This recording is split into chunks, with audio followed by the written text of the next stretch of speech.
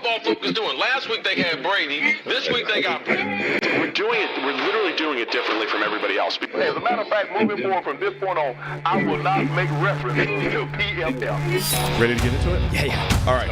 We're going team by team. I would be very careful about slinging stone. Am I going to get sued? We got legal on this? I like football season, and all the things that go with it.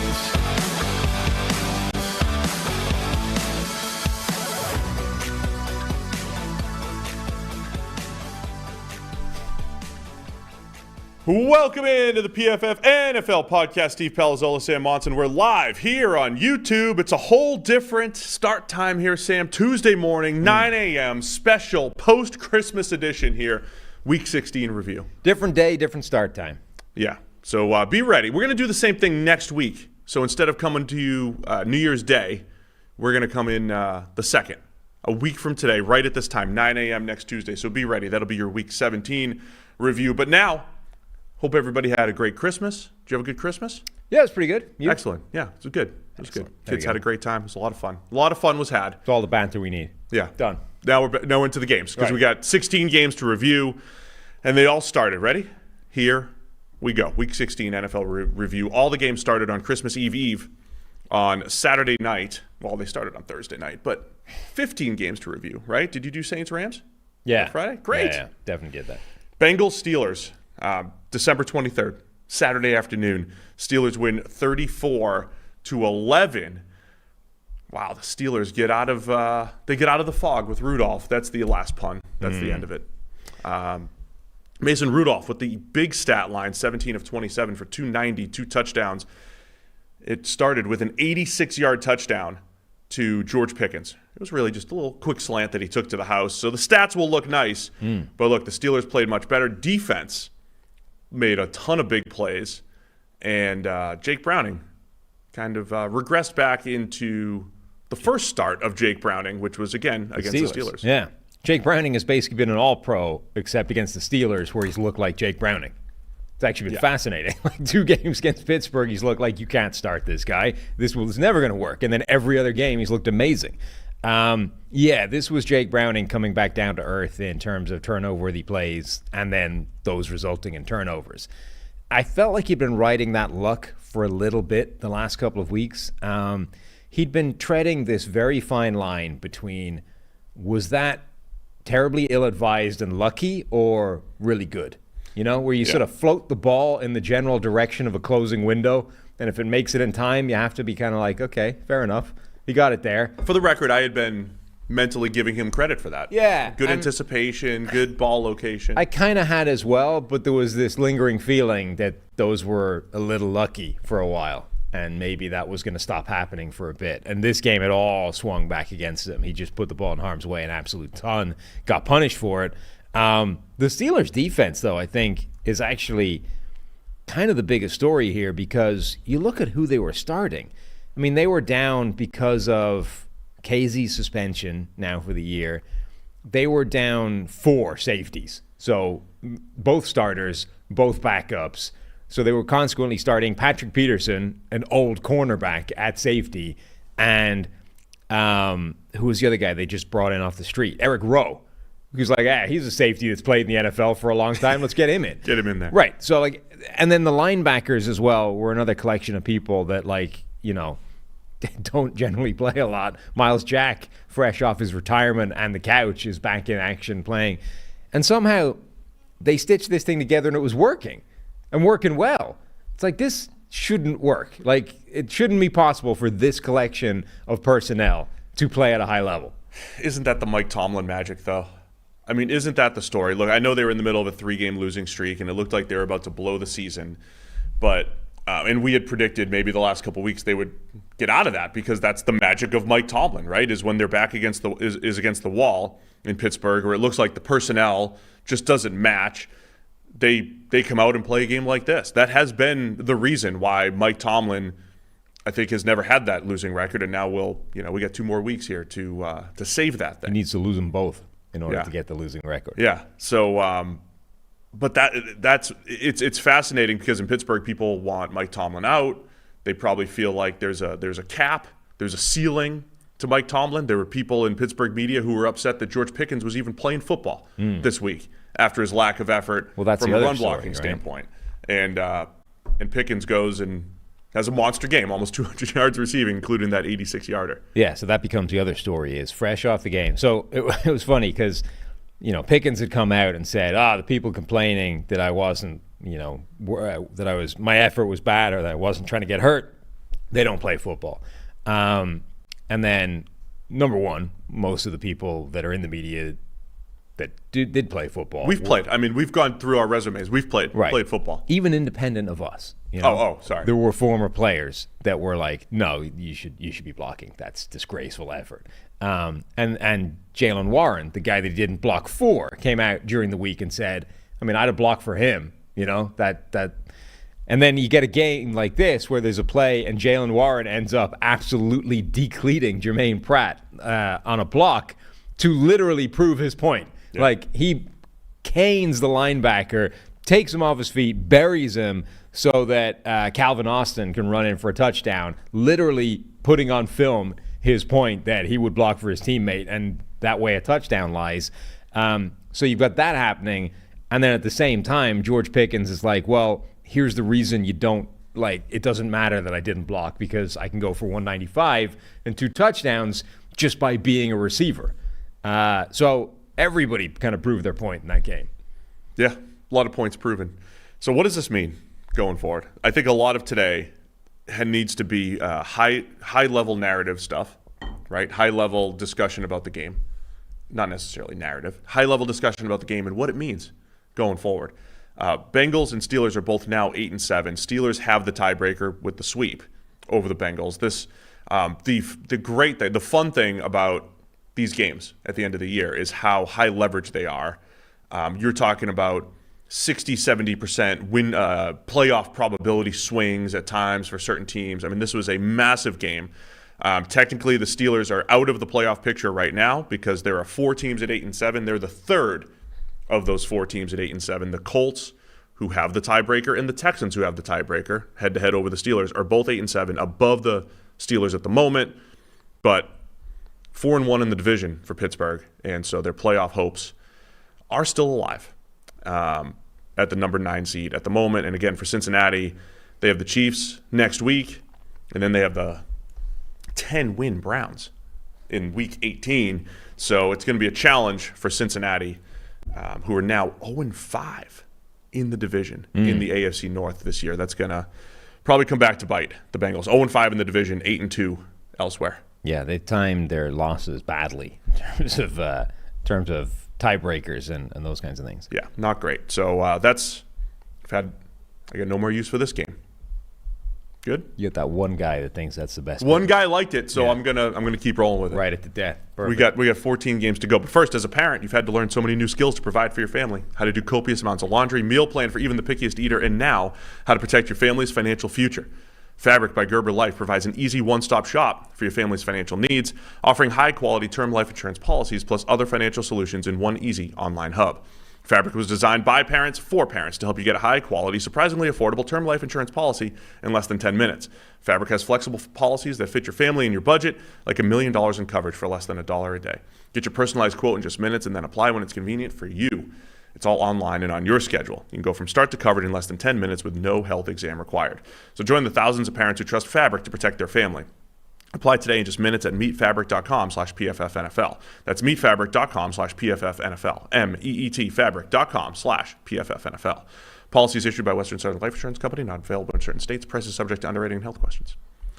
All right, the Saturday night game, Buffalo Bills 24, Los Angeles Chargers 22. Bills survive a bit of a scare here against the Chargers. They were double-digit favorites. Chargers had the interim head coach bump that we always like to talk about. The GIF bump. GIF or GIF. No, it's GIF.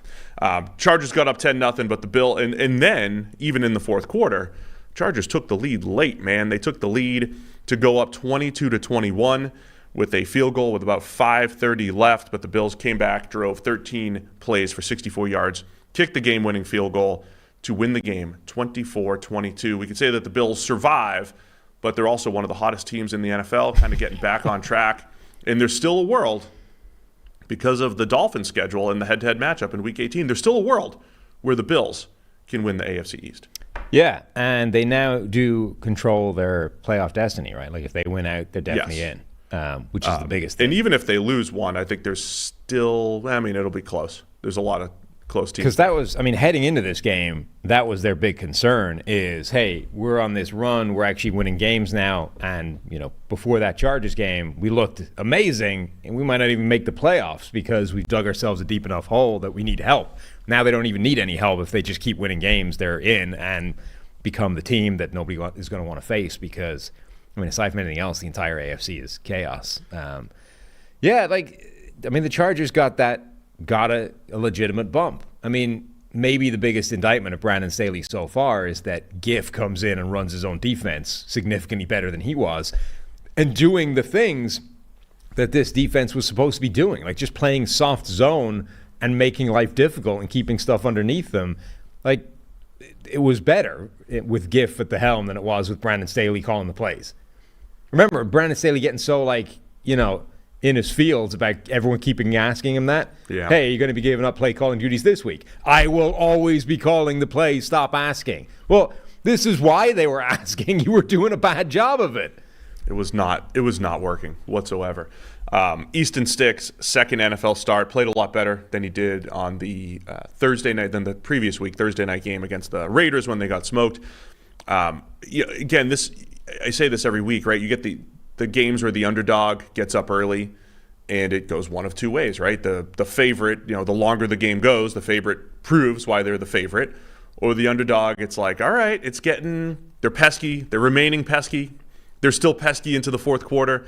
Well, it felt like the Bills, they get up 21-19, and they're going to pull away here.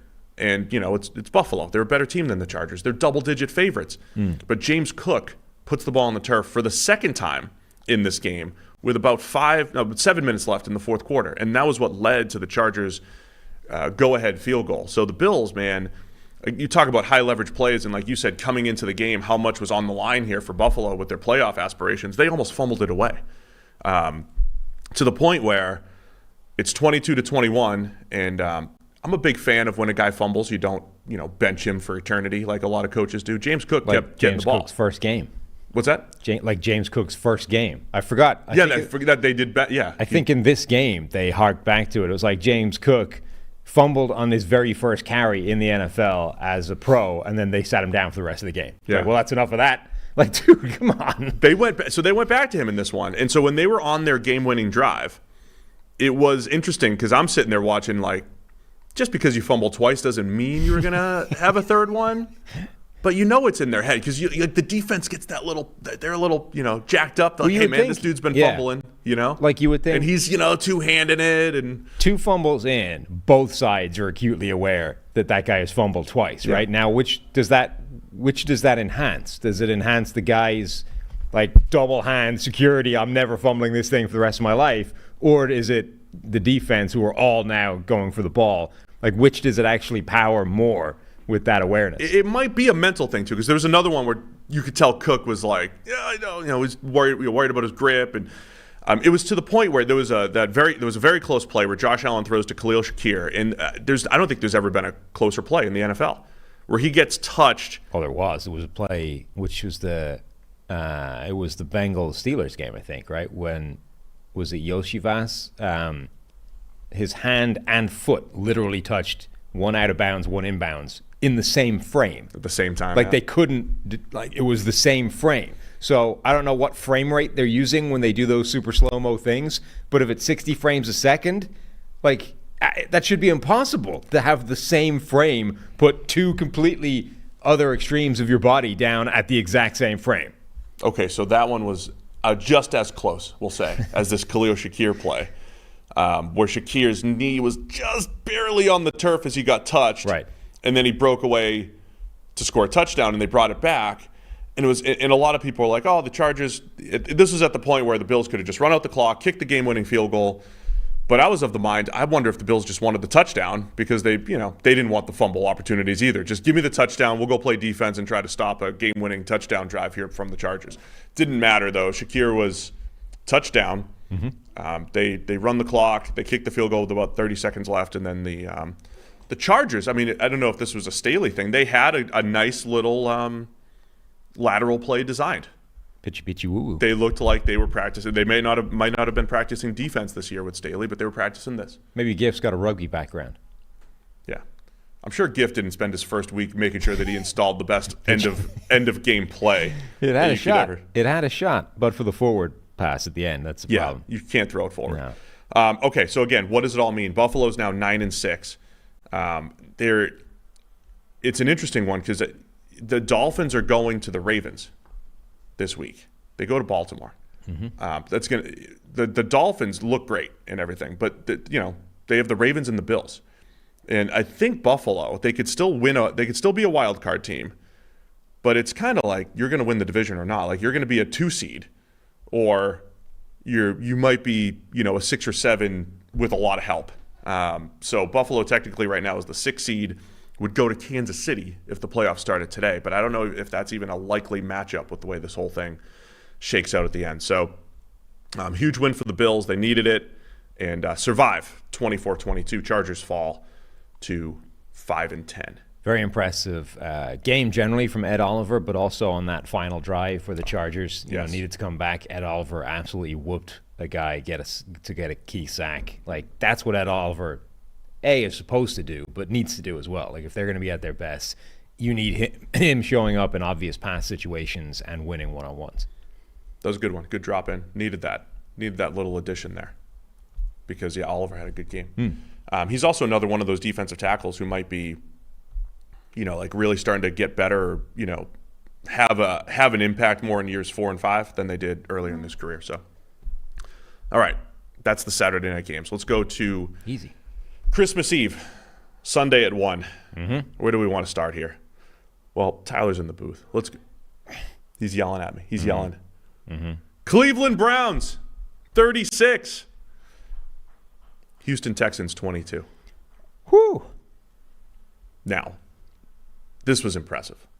I know the Texans were dealing with QBs 2 and 3 with Davis Mills and Case Keenum. 2 and 3. It's important. 2 and 3. Yeah. They decided to play them both.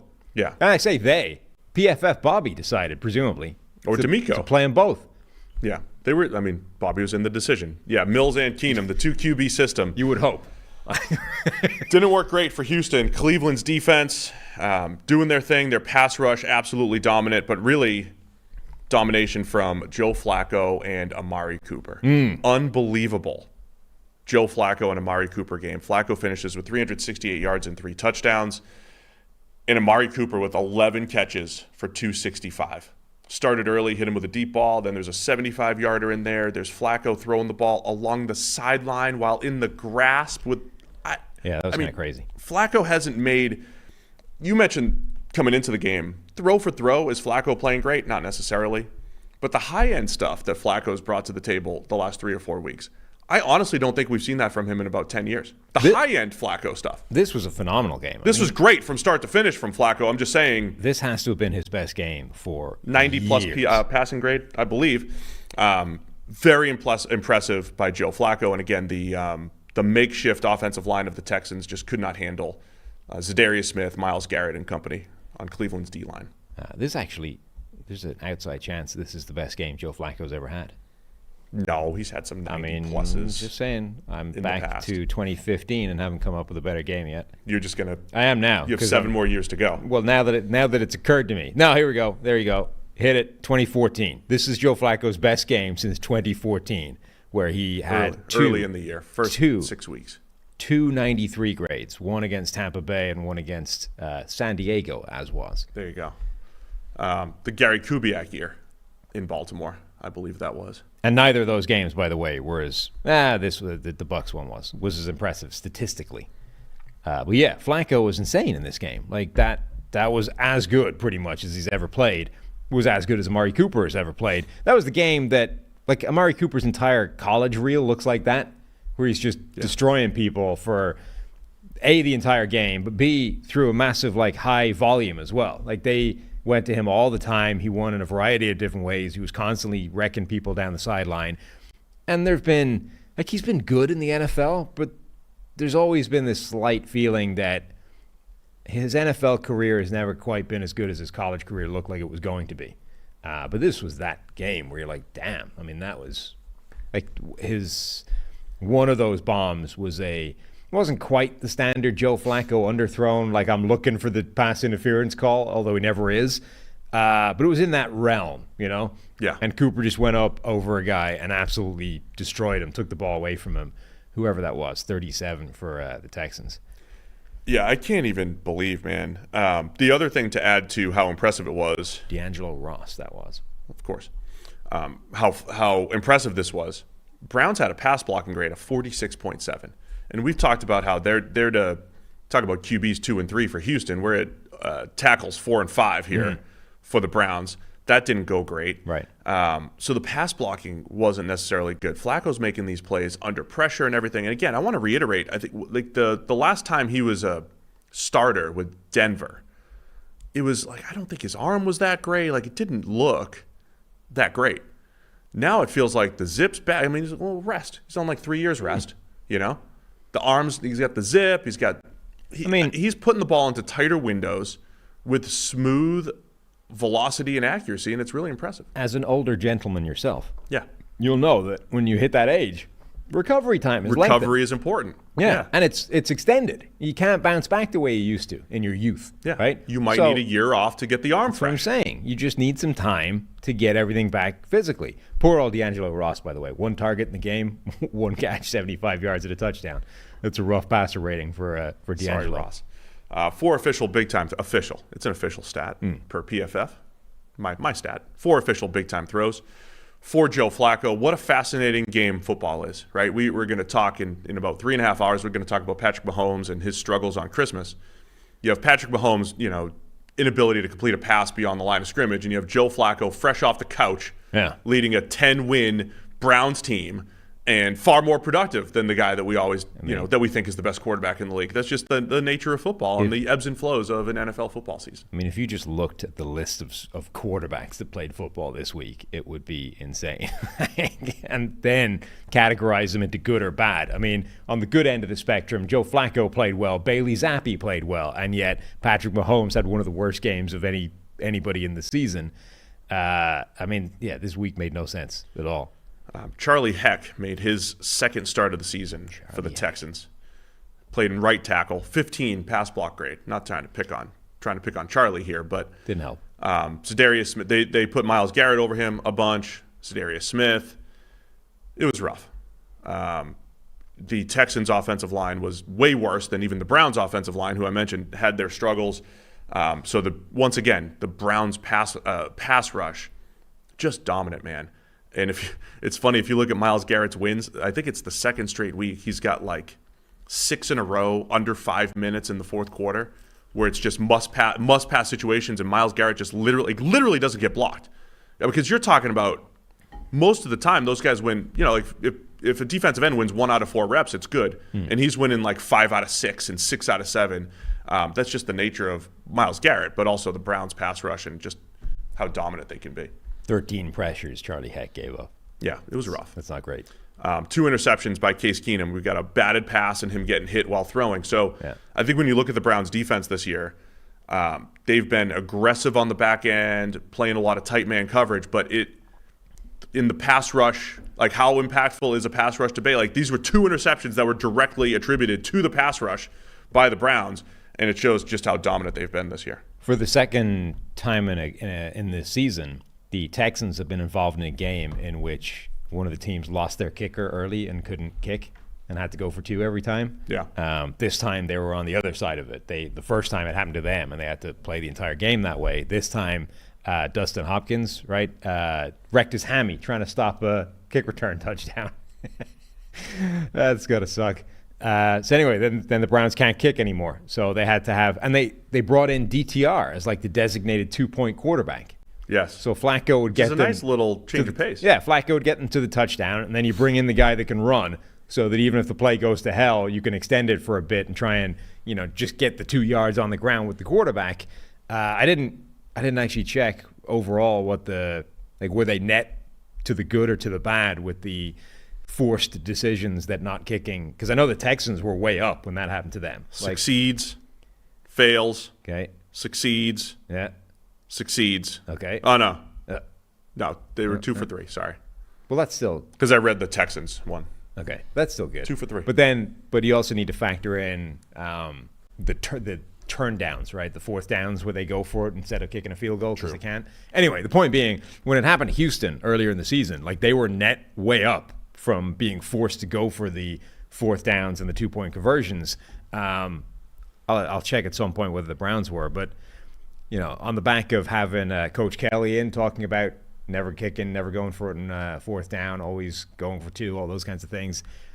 It'd be interesting to see if, like, every time it's forced on NFL teams, they're actually more productive. Yeah. It makes you pull out the good 2-point plays, there's a lot to it. The fourth down aggressiveness. Either way, it just makes it more volatile. So, again, what does this mean? Browns go to 10 wins.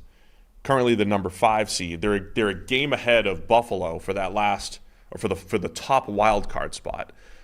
So the Browns look like they're in control of the number 5 seed and the ability to play the AFC South winner, which is completely wide open. Rough weekend. If you're an AFC South fan, as people have said, if you're rooting for the AFC South, if you've got forget the Shield cap, the AFC South cap every Sunday, you're like, come on, Jags, Texans, Colts, Titans, let's go. It's a rough weekend for you. Do divisions have their own logos? Is there like an AFC South logo? I would buy all 8 and just rotate them. Forget the Shield. Because I know obviously the AFC and the NFC have their own logo, but do the divisions? They should. They absolutely should. And we'll make it like college, where you don't root for a team, you just root for a conference. I used to be an Alabama fan. Now I'm just SEC, man. Just means more. Just rooting for the SEC. So Browns with their 10 wins. The Texans in that AFC South, how hard could it be?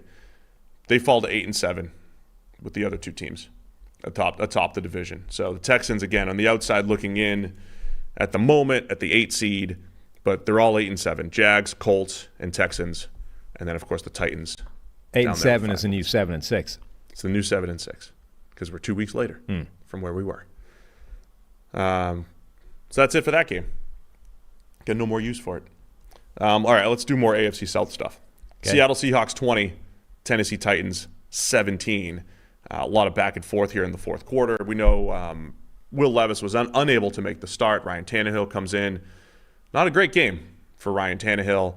But Seattle, man, in a stretch of 6 games with a lot of drama here. A lot of drama in Seattle. Drew Lock with the game winner on Monday night, and they come back 6 days later.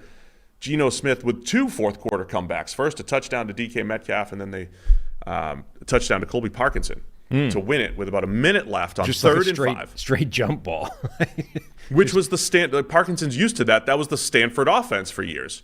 Is you get a whole bunch of 6'7", 6'8" guys, and you throw jump balls to them. You just literally go post up. Yeah. Go post up. Play power forward. Who was the failed second round? Whiteside. There JJ. you go. Yeah. But I think Parkinson, he may have been right after JJ, but there was a point where those guys were like all recruited. They were all 6'6" plus, and they would just be like, run 4 up. Well, JJ's legitimately, I've never seen a red, like he didn't run routes in the red zone. He literally just posted up in the end zone and said, hit me. Yeah. It was crazy. I mean, the fourth quarter was nuts generally, right? You've got this pretty low-scoring game. It was 10-6 Tennessee going into the fourth. The Seahawks go 96 yards. That finished with the Geno Smith to DK Metcalf, the one-handed touchdown that got ruled a touchdown properly. Mm-hmm. The Titans come back with a 15-play, 75-yard drive to take the lead with 3:25 left to go up 17-13. And then the Seahawks come back. 14 plays, 75 yards for their game winner with about a minute left. And that was all she wrote. So Seattle goes to 8-7. In the drama of these last 2 weeks, put them right back in the mix. Currently the number 7 seed, tied with the Rams in the NFC. Yeah, the back end of this game was very fun. That's where kind of all the entertainment was. The Seattle taking the lead, Tennessee trying to come back and get a score late on. They end up getting tackled in bounds, and basically the clock runs out. Not enough time. I thought the Titans' run game was kind of back. They've been dealing with a bad offensive line all season long. In some games, that's meant that there has simply been no ability to run the ball. But Derrick Henry looked better. Tajay Spears looks so good when he's carrying the ball. His just lateral ability to cut is nuts. Like, he's able to full speed take the hard cut and just jump laterally like a yard in either direction at an insane speed that just makes him so difficult to corral and bring down. Those two collectively, as a duo, just act as such a really good running back tandem. If the offensive line was better, they would have such a potent running attack. Of all the plays that Christmas Eve, we had a lot going on Christmas Eve. While all these games are going on, I'm trying to catch the games, and the thing that caught my eye of everything that I remember from Sunday was the Titans on 4th and 1 running split backs, like it was 1984. It was awesome. Split backs under center, not just split backs, under center split back. You don't see that often with Derrick Henry and Tajay Spears, and just running old school split back stuff. Yeah, don't see it. You don't see it very often. So yeah, like I said, I think most of the discussion here needs to be high-level type of stuff because, look, Tannehill had a dropped interception in there, fumble in the pocket. He did not look great. He was very inconsistent earlier in the year. Will Levis is going to be the guy going forward here for Tennessee. Yeah. I'm curious to know what the market looks like for Ryan Tannehill because he shouldn't be – he should be attractive for some teams as a bridge quarterback type, but not really encouraged by what we've seen from Tannehill this year. Yeah, I mean, he certainly didn't do anything to say, hey, not so fast, Will Levis. I don't know that he did anything to suggest that actually he's got anything left in the tank as a starter. I mean, his critics have always pointed to the fact that offense, it's a very specific type of offense that's propped him up is the wrong term, but, made him look potentially better than he would in any other system. So now that becomes relevant because by definition he's going to be going to some other system, and if he's not going to look that good even when he was at his best, he's not at his best anymore. So how bad is he going to look in a different system? I don't know that even as a bridge quarterback there's a place for Ryan Tannehill. I think we might be looking at a backup strictly from now on. Yeah. I mean, we'll see what happens in Atlanta. The connection with Arthur Smith was always going to be a thing, but if Atlanta doesn't make the playoffs, it's a whole. But if you're Atlanta, I mean, even if Arthur Smith stays there and they do this again next year, you can't sell anybody that Ryan Tannehill is even if he's the bridge is the answer. I feel like you could sell it more because here's how you would sell it. If you're Atlanta, you would say if we just had average quarterback play with these playmakers, with the potential of this run game, with the way this defense played this year, if we just had that, we're going to win the NFC South. Right.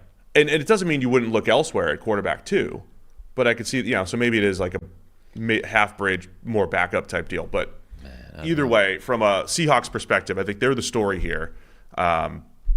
A massive win for Seattle, who just they got out of that rough stretch. We talked about the teams that have had these tough stretches of play.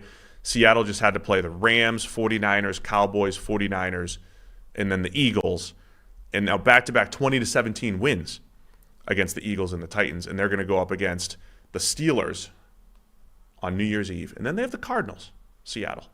So they've got a path now to win their last couple games, get back into the playoffs, and just be that.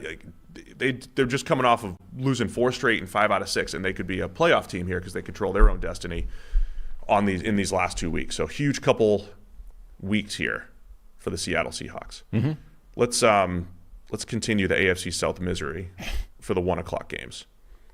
Atlanta Falcons 29, Indianapolis Colts 10. So we just talked about the Falcons. They moved to 7-8. Colts fall to 8-7. Taylor Heineke gets the start, plays pretty well for Atlanta. Again, gets the ball to those playmakers, but Atlanta's run game was absolutely fantastic. Interesting breakdown there. Bijan Robinson, Tyler Algier, Cordero Patterson all ran well. All 3 of them. The 3-headed monster. This was like the Atlanta team that we had expected to see for much of the year. Well, this felt like now that Arthur Smith's job is actually on the line, it's like, well, the way out of this is obviously to lean on the playmakers that I've got. So Bijan Robinson not just gets a ton of work as a runner, but had 10 targets in the game.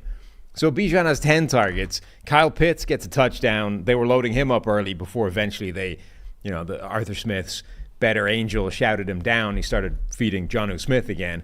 But they have good playmakers. I mean, this is why people have been screaming all season long, hey, the guy that you drafted at the top of the draft and Kyle Pitts, this insane, unique unicorn as a tight end, wide receiver, hybrid freak show, Like, just use these guys. They're amazing.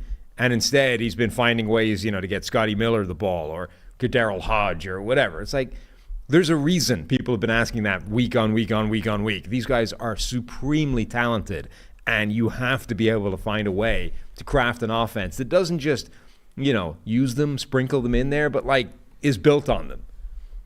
Yeah, I mean, this is what I'm saying. Like, for much of the season, the Falcons played like this. They've just come out of this lull, but they've played well for a chunk of the season, especially defensively. I mean, the Colts, Jonathan Taylor had 13 yards on his first 2 carries. After that, he goes 16 carries for 30 yards. And the Falcons just cracked down and said, nope, not, we're going to stop the run. And again, it complemented that offense, right? The offense doesn't have to be great. It's just like, hey, lean on the playmakers. The run game was excellent. But the Falcons defense, man, they were down 7-0, and that was it. They shut down the Colts. They shut down the running attack. Nate Landman had 6 stops, a linebacker for the Falcons. He had a great game. Caden Ellis, Bud Dupree all had good games against the run. But the Falcons did a really nice job up front, and they've done that throughout the season, right? Turned teams one-dimensional, stopped the run pretty well, and this was like early season Falcons. So impressive by them. Might be too little too late. They're coming off of, we mentioned on the preview show, the last 2 weeks for about 5 quarters of play, the Falcons pretty much blew their season. A fourth quarter loss to the Bucs, and then losing to the Panthers in the rain due to some turnovers, right? I mean, that was the Falcons season. They're 7-8. They're this 5-quarter stretch away from, having 9 wins, basically, and being 9-6 and being in control of the NFC South. So that's what the potential end of the Arthur Smith era comes down to here. I don't think they're technically out of it, because the Saints and Bucs will play each other next week. The Saints could beat the Bucs. I mean, there's still stuff that could happen, but it's now a long shot for Atlanta. But a huge win for them, and a disappointment for the Colts, who are coming in as, again, AFC South team trying to grab control of the division, 8-6, and they get up 7-0, and that was it. Get outscored 29-3 for the rest of the game against the Falcons. Yeah, I mean, you just sort of need to look at the players that Gardner Minshew was throwing at. I mean, no Michael Pittman because of that hit that bent him over backwards. He wasn't able to go in this game. So Kylan Granson led the team, or was second in the team in targets and catches. Josh Downs was first. Will Mallory. So 2 mid to low round tight ends over the last couple of years were second and third in terms of targets. Alec Pierce with 7 targets as well. This was the usual Alec Pierce game, not the one where he had like 2 random 50-yard bombs in there. Right. That's just not that's not an NFL receiving core as it stood. So you're not going to get good Minshew out of that. Yeah. So disappointment for the Colts. Definitely coming off a big win against the Steelers, and you mentioned the injuries and the struggle there. So the Colts are going to finish the season against the Raiders, the red-hot Las Vegas Raiders, on New Year's Eve. And then week 18, they'll be playing the Texans. So obviously the Colts-Texans game will be high leverage because they're both sitting there tied at 8-7 right now, but big game against the Raiders next week in Indy. Both games are at home, so that's the one encouraging thing. They'll be in the Dome these next couple weeks, the Colts. You got no more use for this game? No. That's it. Let's go Packers 33, Panthers 30. Packers move to 7-8. Panthers fall to 2-13. Is this the most encouraging 33-30 loss you've ever seen to Carolina? Because Bryce Young showed signs of life. I got a data point on that, though. Bryce Young with his 300-yard passing game. Yeah, Bryce Young finishes 23 of 36 for 312 yards and 2 touchdowns. I want to talk about Bryce in a minute. Let's give the Packers the proper credit here, though. They needed the win. They pulled it off. They handled the comeback by Carolina. Again, another one of those games. Packers were only favored by 4.5 because their defense had really struggled in recent weeks. They'd cooled off after their Thanksgiving, early December run. Packers were up 30-16 at one point, but the Panthers kept coming back, man. Bryce Young with a touchdown to DJ Chark. Bryce Young, two touchdowns to DJ Chark, including just a beautiful one, rolling to his right, and an awesome 2-point conversion by Bryce Young. A lot of playmaking from Bryce. I do want to talk about him. But the Packers come back, get the game-winning field goal with 22 seconds left to escape 33-30. Yeah. Aaron Jones was absolutely killing the Panthers early in this game. I mean, Green Bay should have had this really in control, and it felt like another. They did for a lot of it, yeah. Yeah, but so it was another one of those games. Remember previously, before the truly awful performance against the Bucs, we were sort of saying it's not that the Packers' defense has been horrendous overall, but they're situationally horrendous. So like when they get up, they suddenly get ridiculously. They play like prevent defense, right? And they play so soft, the teams are just suddenly very able to move the ball completely at will. And it has the exact opposite effect of the one that it's presumably trying to have. And that kind of felt like what they did in this game. Like they got up, they took a lead, they took command. Aaron Jones was destroying them.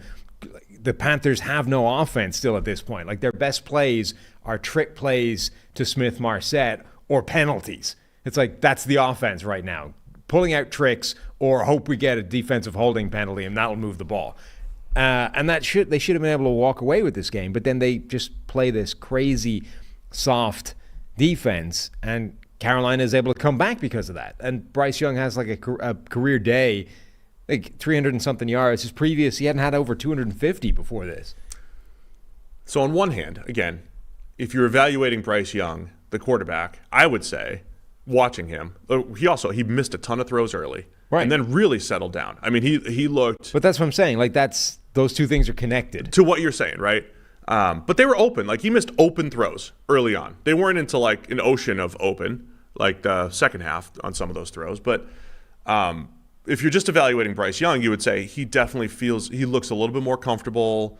The natural playmaking's coming out. The 2-point conversion that he had, that scramble was outstanding. The feel, it was Mahomesian, if you will, as far as like understanding his speed versus the speed of his defenders, doing just enough to get into the end zone. The scramble drill touchdown to DJ Chark was just pinpoint in the red zone. A lot of good stuff from Bryce Young here. But then, of course, I had to do the same little mini research project I did last year when you remember the Vikings defense. Mm-hmm. And it was like, man, it feels like everyone's having a career day against this Vikings defense last year. And when I looked it up, there were 5 quarterbacks who in that particular year had their highest grades against Minnesota, which is a massive number. Yeah. 5 doesn't sound like a lot until you realize, no, their highest grade of the season was just against this team. Well, the Packers have matched that now this year. The 5 quarterbacks, there are 5 quarterbacks who have all had their highest PFF grade of the year against the Packers defense. It's Justin Herbert, Baker Mayfield, Bryce Young in this game, Kirk Cousins, and Tommy DeVito. All had their best game of the year against the Packers defense. And that's the reason why Packers fans very uneasy about Joe Barry, this defense. And again, it's kind of tough to pinpoint. It's not as simple as they just play prevent, but they even when they play like a simple cover 2, it's just like the linebackers just aren't there. I mean, it's just there's too many easy throws. And even when they try to play man, they don't. It's not all just they play soft zone. They try to play man, and they're giving up a lot of space as well. They're just really struggling on that side of the ball. They have this tendency to play like crazy off man, like way off. It's like that. Yeah. I mean, those things don't work. You can't give somebody that much space playing man coverage. That's just automatic, yardage. So either way, Jordan Love plays another nice game. Romeo Doubs finds the end zone. Dontarian Wicks again. It's all the young guys. I think there's a lot to be optimistic about with the Packers on the offensive side of the ball. And I'm not trying to look too far ahead here. If they do make a change at defensive coordinator, much like Minnesota, using that comparison again, just a change year to year we see makes a big impact. Mm-hmm. Never calling for anybody's job or anything like that. But if Green Bay makes a change, just bringing someone else in there with the current level of talent, Green Bay is dangerous next year. If Love continues to progress, this youth movement on the offensive side of the ball, that'll be, assuming it does open up, that will be a fascinating job opening because Matt LaFleur is in that Shanahan coaching tree. That the big thing those guys are going through at the moment is all of them have gravitated towards that Vic Fangio type of defense. Because it was the one that gave them the most problems. And I actually think that it's had an effect, that sort of meshing of those two has had such a strong effect that all those offenses now are able to carve up that defense. Shanahan McDaniel, LaFleur, I think them going up against Vic Fangio type defenses actually means that it's gone from a weakness to a strength. And a couple of those defenses are failing. So if you're LaFleur and you're like, right, this guy didn't work out, theoretically that was supposed to be that. Do I go and get another Vic Fangio disciple type of coach? Like, do I still want this scheme to practice against? Or have I completed that level? And do I want to find the next level? Like, do I go after some sort of Brian Flores disciple? Because now that's the defense that's causing us problems. Like, it just becomes this really interesting philosophical discussion of what LaFleur wants to practice against. I was wondering if you were going to connect the dots and maybe suggest Brandon Staley. I thought about it, and I didn't want to do that to people. Last time Brandon Staley was just defensive coordinator and not head coach, it was pretty good. That's why I got a head coaching But like job. all of the things you're describing about Joe Barry's defense and how, those all are exactly what the Chargers have been doing since he got there. Yeah. It's like, I don't know that you want to go. Like, usually you tend to see some kind of knee-jerk reaction in the opposite direction of what you just got rid of. To just replace him with a different name who had done the exact same thing over the last couple of years feels wrong. Yeah, it's tough to it's the Week 16 review show, so we can't get too far ahead of ourselves. Off-season discussion's fun, but one Packers element that's worth bringing up is Rashawn Gary hasn't had a good game in a while now. The last really good performance from him was Week 12 against Detroit. That was Thanksgiving. So he was tearing it up for a while, too. Oh, yeah. He was on an all-pro. I mean, remember, they started the season and he wasn't playing a full-time workload because they were easing him back in from his knee injury. But on the part-time workload, he was basically matching any pass rusher in the NFL for production, for PFF grade. He didn't have a bad game until Week 8. So basically the first half of the season, he was on an absolute tear. The last month, though, since Thanksgiving, he hasn't had a pass rushing grade above 61 or an overall grade above 62.4. I mean, they need Gary to be playing at his best for that defense to be anywhere near capable of doing what it can do. Which coincides with the defensive failures. And on that list of the 5 quarterbacks that I mentioned that have had their career games or season high grades, those are 3 straight weeks, by the way. That's Tommy DeVito, then Baker Mayfield, and then Bryce Young in this game. 3 straight quarterbacks. So Nick Mullins next week, as people in my mentions have said, maybe Nick Mullins is next to have his best game next week. And we'll talk a little Lions-Vikings in just a minute, but got to tell you about our friends over at Prize Picks. We're already looking ahead to Week 17, so here's something to watch. The PFF Prize Picks lineup in the 1 o'clock window on New Year's Eve. We got Rachaad White of the Bucs going more than 69.5 rushing yards. We have DeAndre Hopkins of the Titans going more than 54.5 receiving yards. And we have Matthew Stafford going more than 255.5 passing yards. Stafford's gone more than this line in 4 straight games. We got the research here from Eli. Stafford's gone more in 4 straight games. The Saints are allowing 4.5 yards per attempt. And White's gone more than this in 4 of the last 5 games. So reason to like this lineup going into New Year's Eve. Prize Picks is the largest daily fantasy sports platform in North America.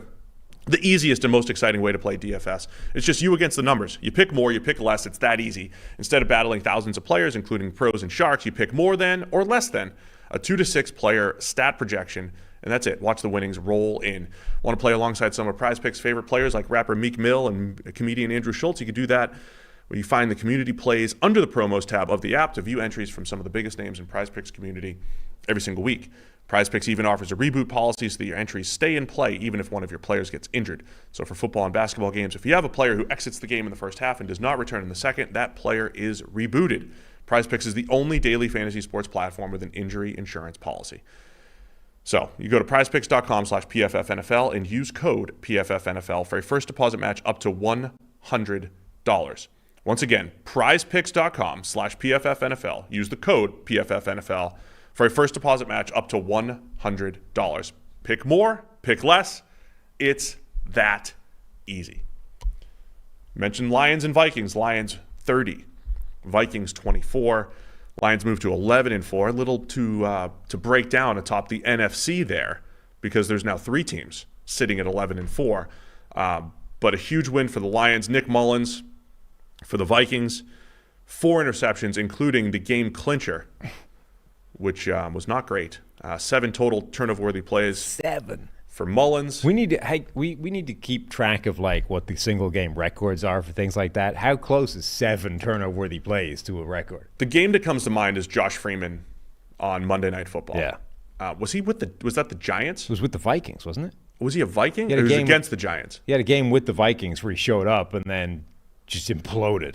It was Josh Freeman off the couch, and off the couch can go any which way. We see maybe even more impressive that Joe Flacco's doing what he's doing. It's a wide range of outcomes when you're fresh off the couch. Josh Freeman with the expected off the couch outcome, which may have been a 9 or so turnover-worthy play effort.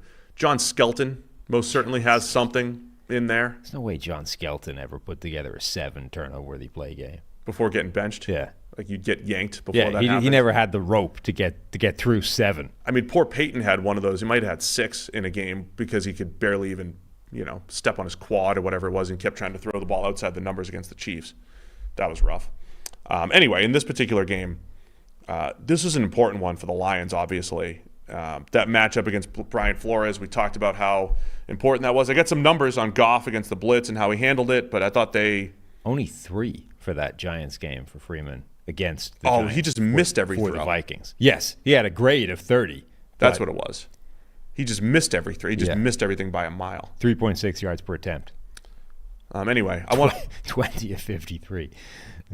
I want to get your thoughts on this Lions-Vikings game, however, if you want to do that, and then I'll circle back with how they tore up the Vikings blitz and some numbers around that. That number is a big part of my thoughts of this game. I mean, Nick Mullins, just an absolute meltdown of ridiculous turnovers. Like, I don't know what you do now as a head coach where obviously you lose the starter, you have to turn to some form of backup, and all of these guys are flawed in some way, shape, or form. And I tweeted something like over the weekend, there have never been more quarterbacks in the league who can come in and win you a couple of games and look okay for a brief period of time. But the number that can do it for longer than that, like for 10 games, for a season, might just be the same it's always been. Right? So you can get a Jake Browning, and you can get 2 or 3 games where Jake Browning looks amazing. And then Jake Browning goes back to being Jake Browning, and it's like, okay, that was that. Next. Like, I don't know if you just cycle through these guys and hope you get the 3 games, and then, like, the art is in discovering when the meltdown is about to come.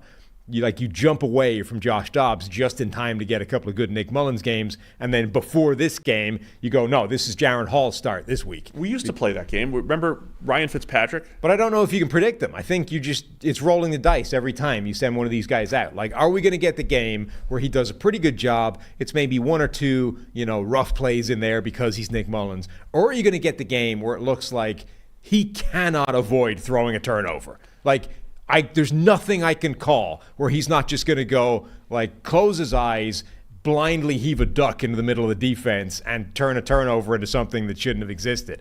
Like, I don't know if you have any control over that, if you're just at the mercy of when that's going to show up. But that showed up in this game where, for all the good Nick Mullins does, and there is some, like, he can move the ball, he can, make some passes, he can diagnose the defense, he can, there was some positive in there.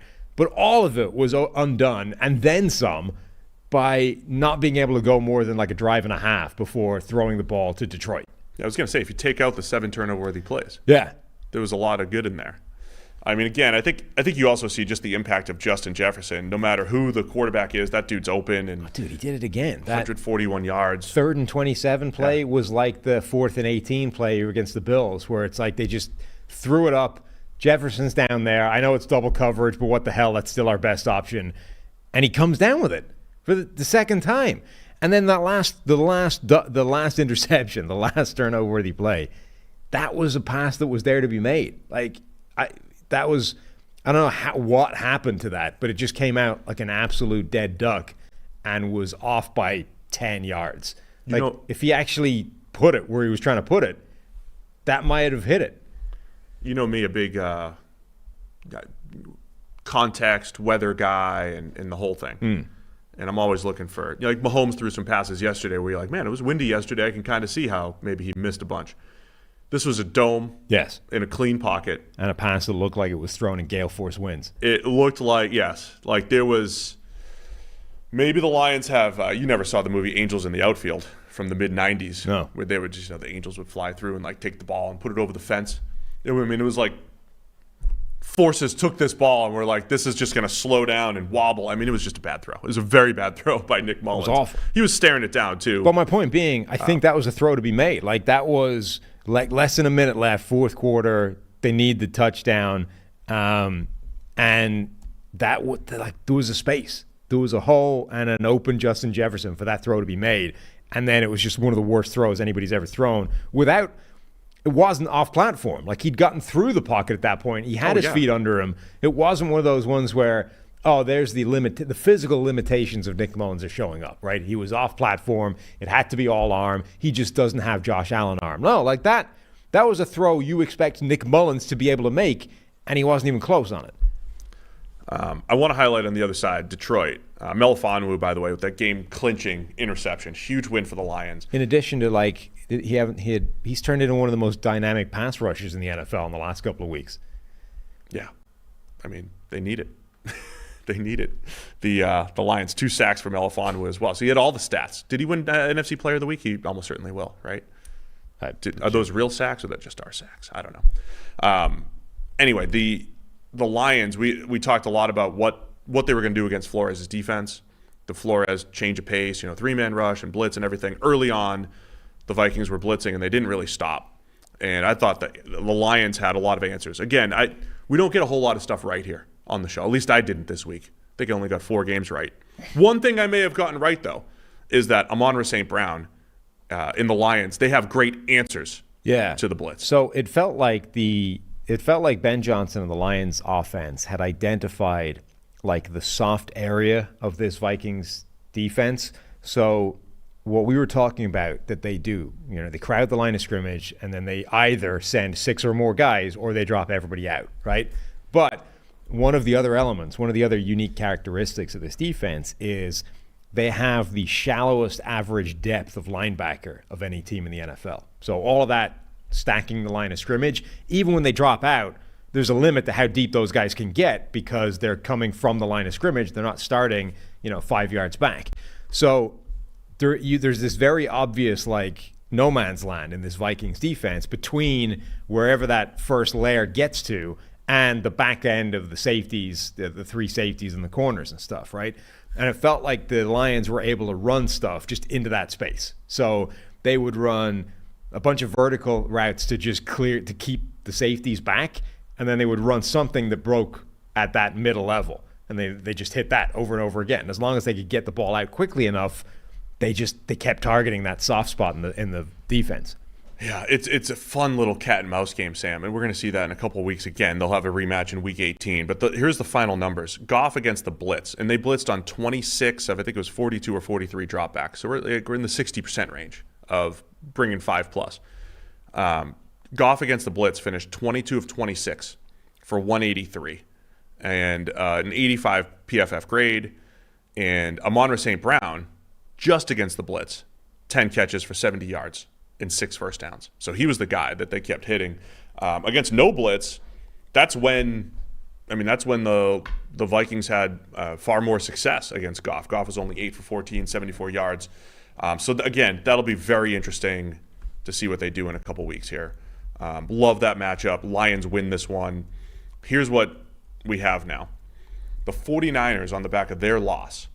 49ers, Eagles, and Lions are all 11-4, the 1, 2, and 3 seeds in the NFC. Unless the Cowboys leapfrog the Eagles, they're almost certainly going to be the top 3 seeds in some order. Lions play the Cowboys next week, but they're all 11-4, and the Niners have the tiebreaker based off. They have the head-to-head. The Niners have the head-to-head over the Eagles, but I think breaking a 3-way tie starts with conference wins or something like that. So the Niners are there's 9-1 in the conference, so they've got the tiebreaker over the Eagles. And the Eagles have the tiebreaker over the Lions due to strength of victory, which is a number as well. So anyway, there's a lot to still play here, and the Lions technically have a path to a bye to the number 1 seed. And the Lions have clinched a playoff spot. Yeah, and clinched the division for the first time since 1993. Yeah, I usually, again, I poo-poo the clinched a playoff spot, but this is celebratory times here in Detroit. They've never won the NFC North before. That's correct. Like the last time they won this division, it was the Central. The last time they won this division was early Barry Sanders' career. So not even like, late into the career when things had gone wrong. And, this was like early Barry Sanders was the last time they actually won the division. So, yeah, I mean, wherever this goes from here, the Lions have achieved something under Dan Campbell that is a remarkable turnaround from, the ultimate like nadir of winless seasons. 2008, 0-16. I mean, the Lions were the worst team in the NFL for a period. And now they are not just a playoff team, but a division winner for the first time since, Barry Sanders is held up as this watershed moment of when the Lions went wrong, right? They had this all-time great talent, and then they repeated it later with Calvin Johnson or maybe Matthew Stafford or whatever. But Barry Sanders is like, they had this all-world talent. They were a playoff team. They won divisions. They were young. And then they sort of systematically dismantled that team around him to the point where Barry Sanders said, enough of this crap, I'm quitting, and just walked out of the game. Like, and honestly, and you look at that and that that wasn't necessarily the reason, though.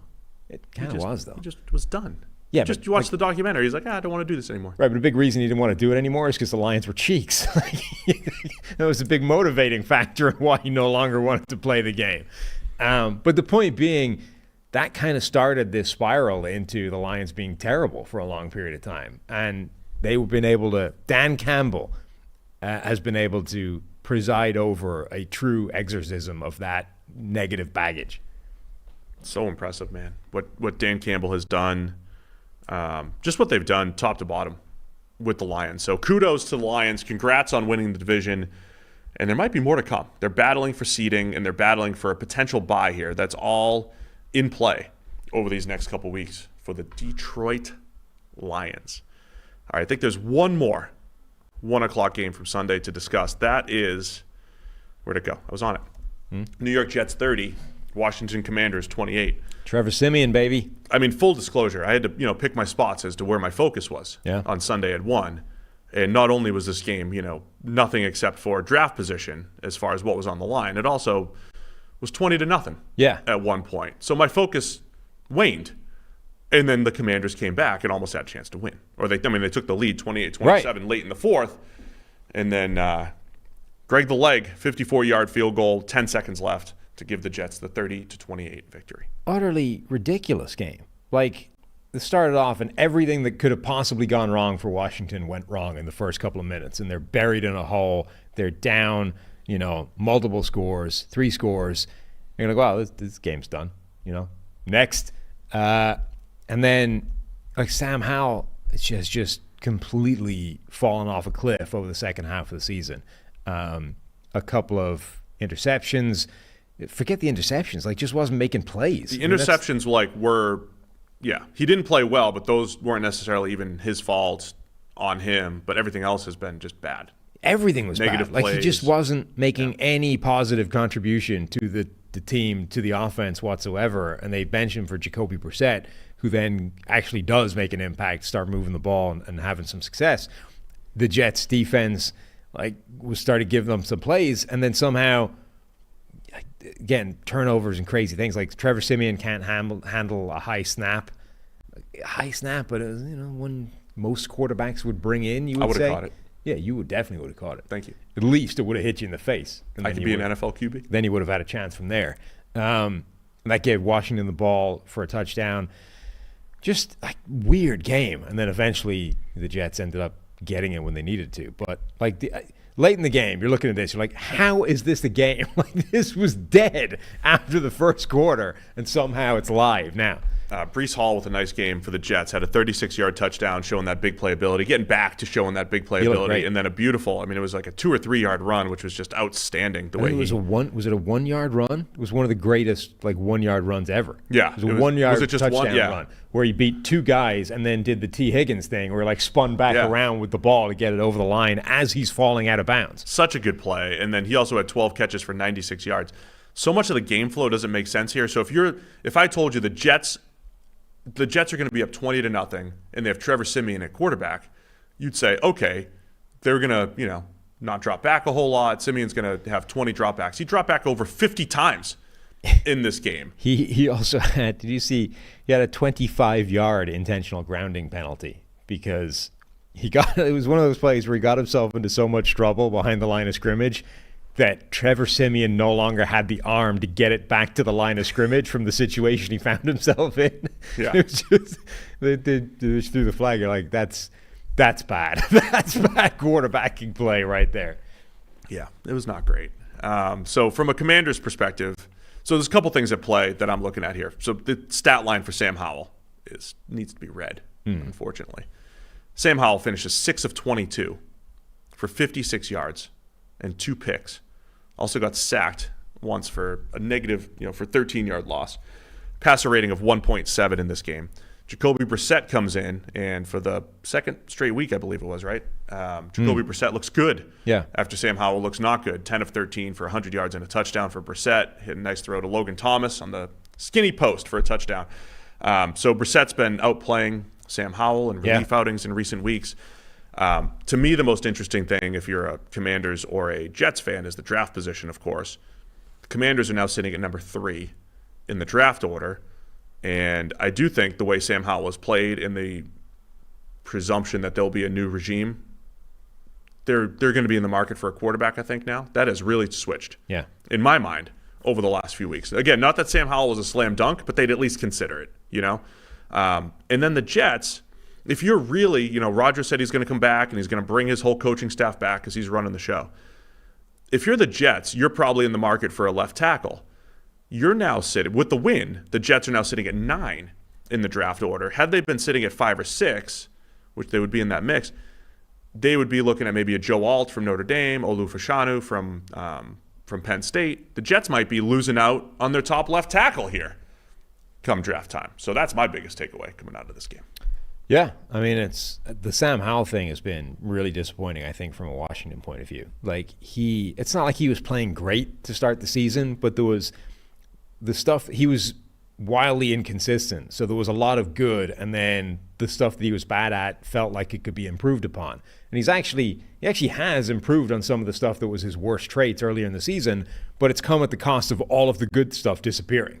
Like, he was leading the league in big time throws for a period of time deep into the season. And okay, he was throwing more than any other quarterback in the NFL, so that's part of it. But his big time throw rate was very high as well. He's had 3 of his last 5 games have had none, and one of the other ones has had 1. So in 4 of the last 5 games, he's only had 1 big-time throw or less. So all of the good that he was bringing to the table has just evaporated, and he's still got the negative that he's bringing to the table as well. So now you're just looking at a guy who went in the 5th round and is somehow starting games in the NFL. Yeah, man. There's it's more decisions. More decisions for Washington, and I think the last few weeks maybe make it easier for them going forward. So Commanders fall to 4-11. Jets move to 6-9. Let's get to the 4:00 window.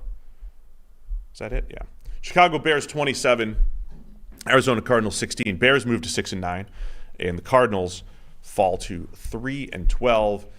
With the Patriots win on Christmas Eve night, Arizona now jumps into the number 2 spot in the draft order. Oldest rivalry in the NFL. A classic. Yeah. First took place in 1920, apparently. Oh, what a game. And neither of those 2 teams was called what they're currently called. The Bears, I think, were the Decatur Staleys, and I forget where the Cardinals were from, but it was somewhere else, not Chicago. Like St. Louis? No. Like, it was one of those ridiculously specific regional Midwest deals that then became the Chicago Cardinals, then became wherever the hell else they moved for the rest of their years. But it was the Decatur Staleys versus the something else Cardinals. I already have no more use for this game. No? Nothing? No. Yeah, you got nothing. Justin Fields scrambled really well. Yeah. So the Bears finished with 250 yards on the ground. Of course, that includes scrambles and everything. Khalil Herbert with a nice game, 112 yards. Justin Fields with 9 carries for 97. Yeah.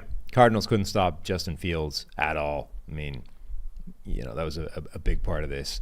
Their defense couldn't really stop them. The Barbarian had a sack, though. Barbarian had a sack. He needs 4. And he 5 needed pressures. like a 4-sack game. Yeah, and 5 pressures to his credit. Like, he had a good game, the Barbarian. Bears got up 21-0, and Cardinals, scored late, fourth quarter, got within 8 in the fourth quarter, but Cairo Santos with the 29-yard field goal with 1:05 left to officially seal the deal for the 11-point win for the Bears. This felt like a game where I think Chicago felt like they were trying to run out the clock for like 2.5 quarters.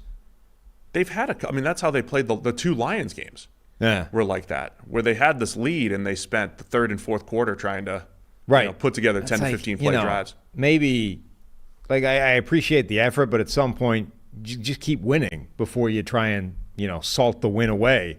Like, let's just keep going. We're in no danger here of, I think, losing this game if we just keep playing the way we're playing. And instead it was like, well, let's batten down the hatches and shut up shop. We've got it on ice now. And that was the only thing that let the Cardinals back into the game. I think, again, the high-level stuff for me, for both teams. For Arizona, they went from early in the season being really feisty and being competitive, and I know they just beat Pittsburgh a couple weeks ago. They've sprinkled in enough feistiness while still sitting here with a top 2 pick. So sprinkling of feisty. Right? Which is a nice combo, right? Yeah. For Jonathan Gannon, first-time head coach. You want to be feisty. You want to have a winning culture, but without the wins. That's the dream.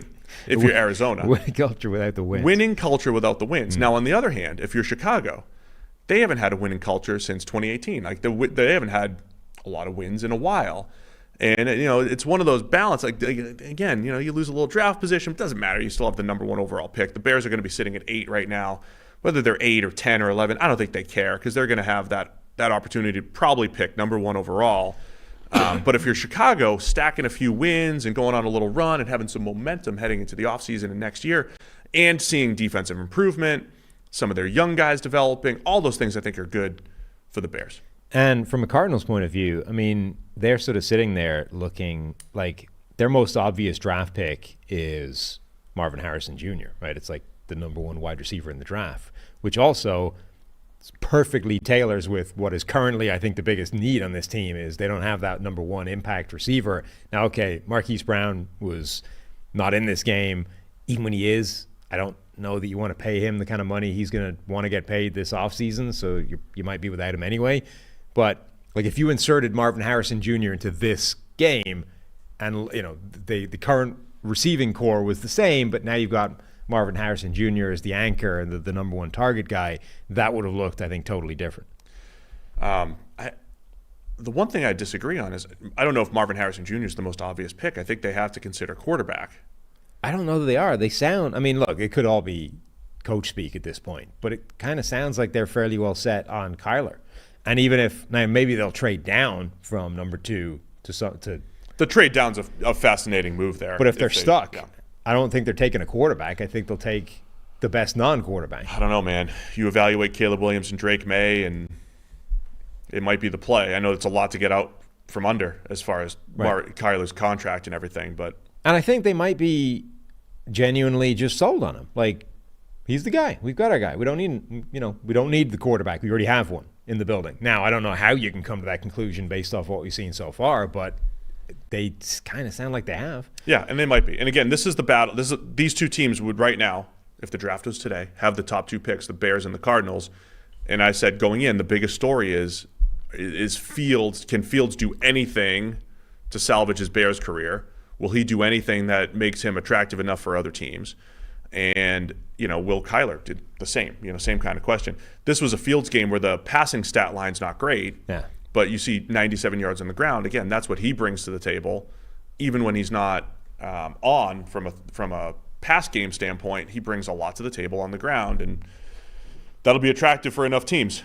I think that'll be something. This was a game, though, where, the spectrum of opinion on Justin Fields is all over the place. There is a huge volume of Bears fans that think he's absolutely legit and is a star, and the Bears are screwing him. And like this, though, against the Cardinals defense, this was the kind of game where even though he played pretty well and his running was spectacular, and he was the difference between winning and losing. Like, they probably don't win this game without Justin Fields.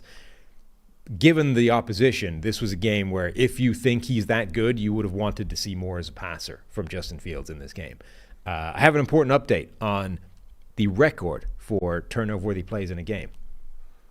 You've been loading this the whole time? No. I have people that do these things for me. Oh. Ben Cooper, our editor extraordinaire, came back with information. Apparently, it's a 3-way tie for the most turnover-worthy plays in a game at 9. 3 players have had 9 turnover-worthy plays in a game. Name them. They're all gettable. Is Skelton one of them? No. Okay. Derek Anderson? No. One of them we've mentioned in this thing. It's not Josh Freeman, but his name has come up in volatility discussions. Fitzpatrick had Yes. one. Yeah, Ryan Fitz. 2016, Ryan Fitz with Fitzmagic. 9 in a game. I want to say, and this is the reason why we had those Fitzpatrick discussions. Was it week 3 of 2016? Yes, it was. Because in week 2, he absolutely dealt. Didn't He had one to hit that point. He had one of the best games of his career in week 2, and he came back in week 3 with 9 turnover-worthy plays. Was that the year where he started with 2 games of 90 and then had a disaster? Something like that, yeah. Like I think he torched the Bills on Thursday Night Football, didn't miss a throw, and came back the next week with 9 turnover-worthy plays. Because we used to joke, as soon as Fitzpatrick starts playing well, you bench him. Right. Right? It's going to run out. Yeah, exactly. He's the archetype of that discussion we were having before. Okay, 2 more. Give me some time. This will be like a running. Oh, okay. We'll let the chat play. All right. Yeah, the chat could play the game. Which other? At some point, I might need the seasons, and I could. Okay. I could do a good We'll job do that. of helping with that. All right.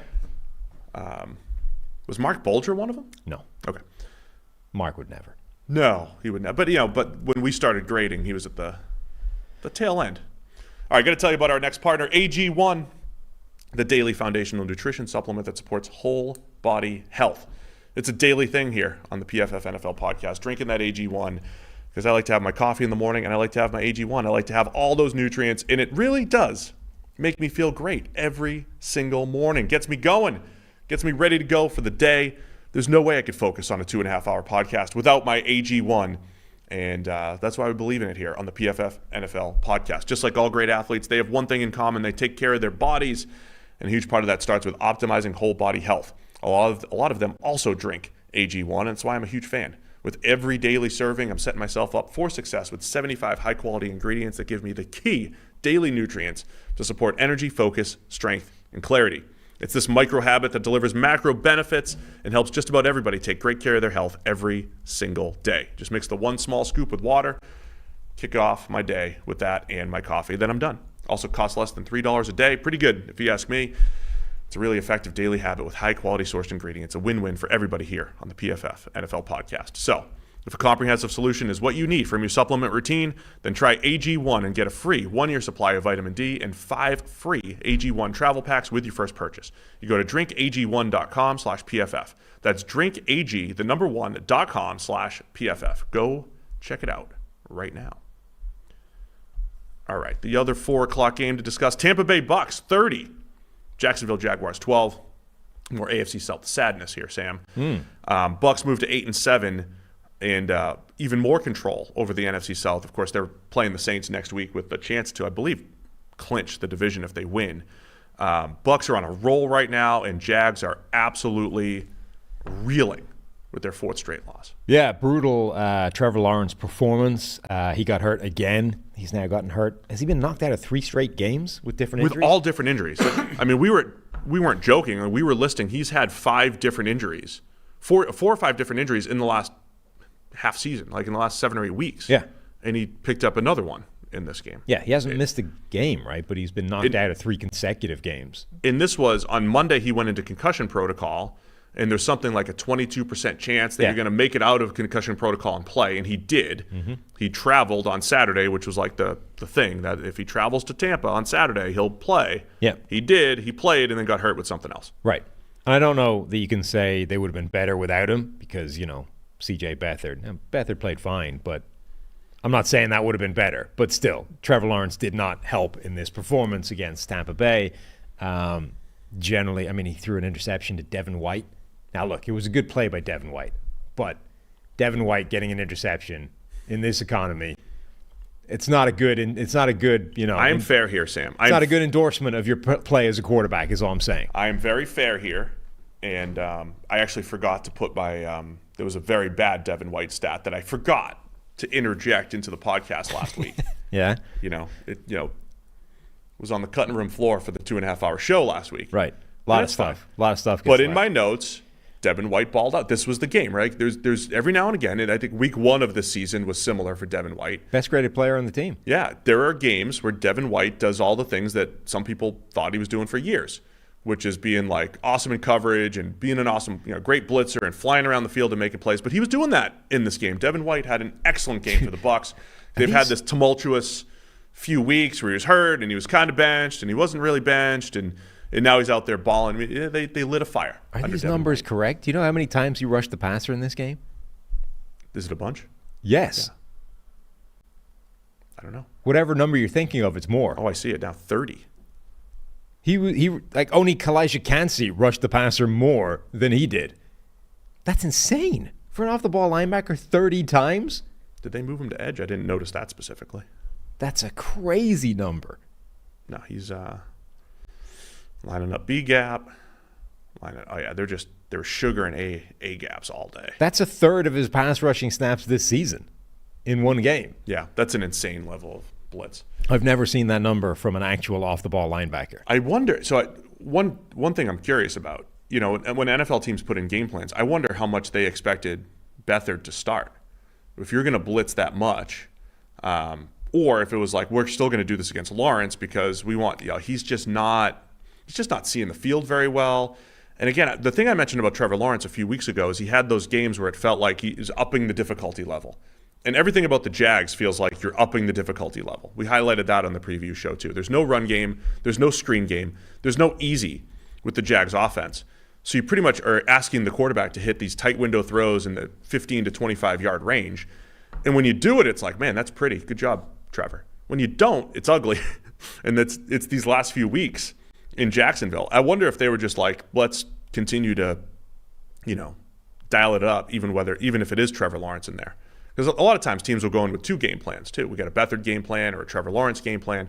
I do wonder how much of this was built for Beathard though, as a guy that probably doesn't have a lot of experience facing the blitz. Right, he's the backup. Yeah, I mean, I think you're right. It's probably applicable to both, and this is just the game plan. 61% of the time, Trevor Lawrence was blitzed, and it went bad for Jacksonville. Like the Bucs. It worked. They were able to destroy him. Baker Mayfield on the other side had another pretty good game. Baker's going to be a fascinating offseason decision for them. I think he's a Buck next year. I mean, if they win this game against the Saints, But what is that contract? Because he's getting paid nothing this year. I mean, he's on a $4 million contract. He's getting paid bad backup money. Yeah, I know. That's how bad his career went since leaving Cleveland. It went from he could probably be a pretty good option starting in Carolina to you're going to take $4 million and we're probably going to start you, but you still don't deserve any more than that. That's how bad you've been the last year and a half. Yeah. That's basically the decision they gave him. And he went, yeah, cool. Sounds good. They're on an absolute run right now. I mean, last week was one of the best games Baker Mayfield has ever played. Again, it was against the Packers. Right. There was a lot of free yards in there and what have you. But he was throwing the ball unbelievably. And he did it again in this game, and he's playing with incredible confidence. And Dave Canales coming in, you could kind of tell early in the season Canales was doing a good job in his first year as offensive coordinator for the Bucs. And then there was a lull in the middle of the season, and it's like, all right, Canales can only do so much because they're still dealing with maybe a top-heavy group of receivers, and the running game was unable to get going. They've started to click, man, and they've started to they feed Mike Evans. Chris Godwin has really stepped up in recent weeks. And then Canales will start getting, he'll have a couple plays a game where it's him, right? He's schemed up some nice screen touchdowns and the seam to Rachaad White. So it's all starting to kind of come together. And I think the bottom line for Canales is to get Baker Mayfield to play confident. Whatever he's done, right? Because we saw Mayfield as a rookie just be like, all right, I'm Baker Mayfield. I'm the first overall pick. I'm confident. And then 2019, he's over there like, Greg Robinson's my left tackle. I got to get rid of the ball. Whatever Canales has done, forget the play calling, forget the scheme or whatever. He's got Baker Mayfield playing confident to where he hits the top of his drop and he will rip the post. He'll rip the out, whatever it is. And Mayfield can do that. Great velocity, and he's playing with such confidence this year. And I think it's all started to come together. In addition to the play calling, in addition to getting more playmakers involved and getting Chris Godwin playing to the level that he can, and getting the run game going. And that's why the Bucs are hot right now. Offense is cooking, and they've got the NFC South in their sights. Yeah, I mean, Baker Mayfield's been playing really well for them. It is an interesting dynamic with him because I think his confidence probably did fall apart in the NFL, but which is unusual because you would have assumed that was a fairly bulletproof part of his nature given his backstory in college, right? Like he'd been a walk-on multiple times, winning starting jobs and then going on to absolutely dominate. You would think anybody that does that and is like, I don't care, I'll just go walk on the next team and do it again. Like anyone that has that level of self-belief, it feels like they shouldn't have had it completely fall apart in the NFL. When let's face it, he'd played reasonably well for periods. So it's not even as if you show up. Like Drew Lock gave that interview after his game where he'd sort of said, like his confidence fell apart. Like he went from big man on campus, great college player, albeit at a lower-ish level than some of these other guys, and then got to the NFL, had been not good, and he was sort of asking himself, man, can I do it at this level? Baker, A, I would have said had a higher self-confidence level to begin with, and B, there's at least evidence that he can do it at this level. So it seems unusual to me that guy would suffer a crisis of confidence. And maybe that's not what happened, but there's definitely something to, I think Baker Mayfield plays at his best when he is in a bulletproof mental state where he just goes out there, it's him against the world, like he's feeling it and just crushes people and has fun while doing it. Like that was his college career, that was early in his Browns career, and that's where he is right now because the Bucs offense still isn't in the best place in the world. Like the offensive line is not what it was when Tom Brady was winning a Super Bowl. It's not, it's not perfect, and yet he's still playing really well, still playing well under pressure, still playing well on third downs. Like this is pretty close to as good a version of Baker Mayfield as you get. Yeah, and again, I think you're right, man. I mean, I had mentioned the run game getting going, not necessarily in this game. I'm saying like in recent weeks, but in this game when they were in third and longs and they needed big plays, it's just a really good mix of the screen game's been outstanding the last couple weeks. They're creating downfield throws. Baker's hitting big time throws and ripping the ball down the field 15 to 25 yards in that range. So it's coming together, and they're headed for the Saints next week, who are reeling and. Saints in Tampa has been a thing the last couple of years, but does that even matter? Is that still a thing now? It's going to be a good one, I think, next week. For Jacksonville, again, every team in the top of the AFC South is sitting there at 8-7. Jags have the Panthers next week, so it's not all lost, but they got some stuff to figure out with a banged up Trevor Lawrence and an offense that just again, there's just not a lot of easy for the Jags offense right now. I mean, when you're considering they were there with the Ravens battling for the number 1 seed a couple of weeks ago. And just now, 4 weeks ago. Right, and now they're clinging on for the playoffs. It's not great. No. So, anything else on this game? No, we're done with this game. Congrats to Devin White. Very good game White. for Devin White. Absolutely. I have a second update on the turnover-worthy plays thing. Only 3 players also had 8. So the 7 from Nick Mullins this week is one of the 7. Tied for 7th. Right, is one of the most 7 egregious games in PFF history in terms of turnover he plays in a single game. Can I get the years? So let's do the 8 ones first. We'll fire through those. 2015, conference championship. Oh, that was Carson Palmer. Injured 8. Carson Palmer. Yeah. Wrecked thumb, was it? Yeah. Thumb or finger? Carson Palmer. They were playing 8. from behind, and he's just chucking it. 8 turnover-worthy plays in an NFC championship Ruined his game. grade that year. Disaster. Ruined his grade. That took him, he was like MVP that year, and that took him down like for the Stevenson and stuff, end of year 101. Yeah. Like that dropped him like 15 He went from spaces. like a 92 to like an 88 horrendous. or something, whatever it was. 2007. 2007. There were some bad teams that year. Cleo Lemon have a game? We are talking the most archetypal. Kurt Warner? The most archetypal gunslinger in NFL history. Well, Jameis. No, Brett Favre. Oh, Favre. Brett Favre had an 8 turnover-worthy play in 07 game in 07. It's last year with the Packers. Week 6. And then Mark Sanchez, 2010. I saw somebody mention Sanchez in the chat. Yep. 2010, Mark Sanchez. So you got 2 guys left to get that had 9. Can I get the seasons? Seasons. 2006, both of them, in fact. Within 2 weeks of each other. In 06? Yep. All right. I'll be thinking about it. Percolating I'll in the stop hitting background. the table, too. In I the got to old stop brain. hitting the table. We got one more 4 o'clock game to discuss from Christmas Eve. Miami Dolphins 22, Dallas Cowboys 20. Dolphins move to 11-4. Cowboys fall to 10-5. This was a fun one, man. This was like, a lot of times people think the best game is the 30-27 or the 40-37, those types of games, 22-20. But it's just a really good back and forth game between two high-level teams, you know? Yeah, and what looked early like it might be a shootout, you know? Like Dallas moved the ball early. Miami went for it on 4th and goal. Now they failed, but they went for it on 4th and goal down at the 5, suggesting that they thought it would be a shootout as well. Yeah. Like, we need touchdowns, not field goals for this game. And it wasn't. Like, they neither team sort of ran away with it offensively. Miami's pass rush really started getting after Dak Prescott. They were without Tyron Smith, so, you know, left tackle was a problem in the game. But, yeah, it was a fun game. So big play in this one. We've got Dallas scores was the first touchdown. Yeah, they go up 7-3, 49-yarder to CeeDee Lamb, and there was some talk before the week about Jalen Ramsey. Should he be shadowing CeeDee Lamb? It's really not a Vic Fangio thing to do. They've played with a little bit, but a lot of the Fangio tree generally doesn't like to do that because they're about too high structure and disguising within that, and you lose some of that structure when you start shadowing. But CeeDee Lamb was in the slot and gets matched up with Deshaun Elliott against the blitz and just runs away from the defense for the 49-yarder. So that kicked off that was the first touchdown. And that was after, so Dallas had fumbled at the goal line. Yeah. Like they had gone down the field and then couldn't even give the fullback the ball. Like just couldn't exchange, like couldn't hand it off. Fumble the ball away. Miami gets it.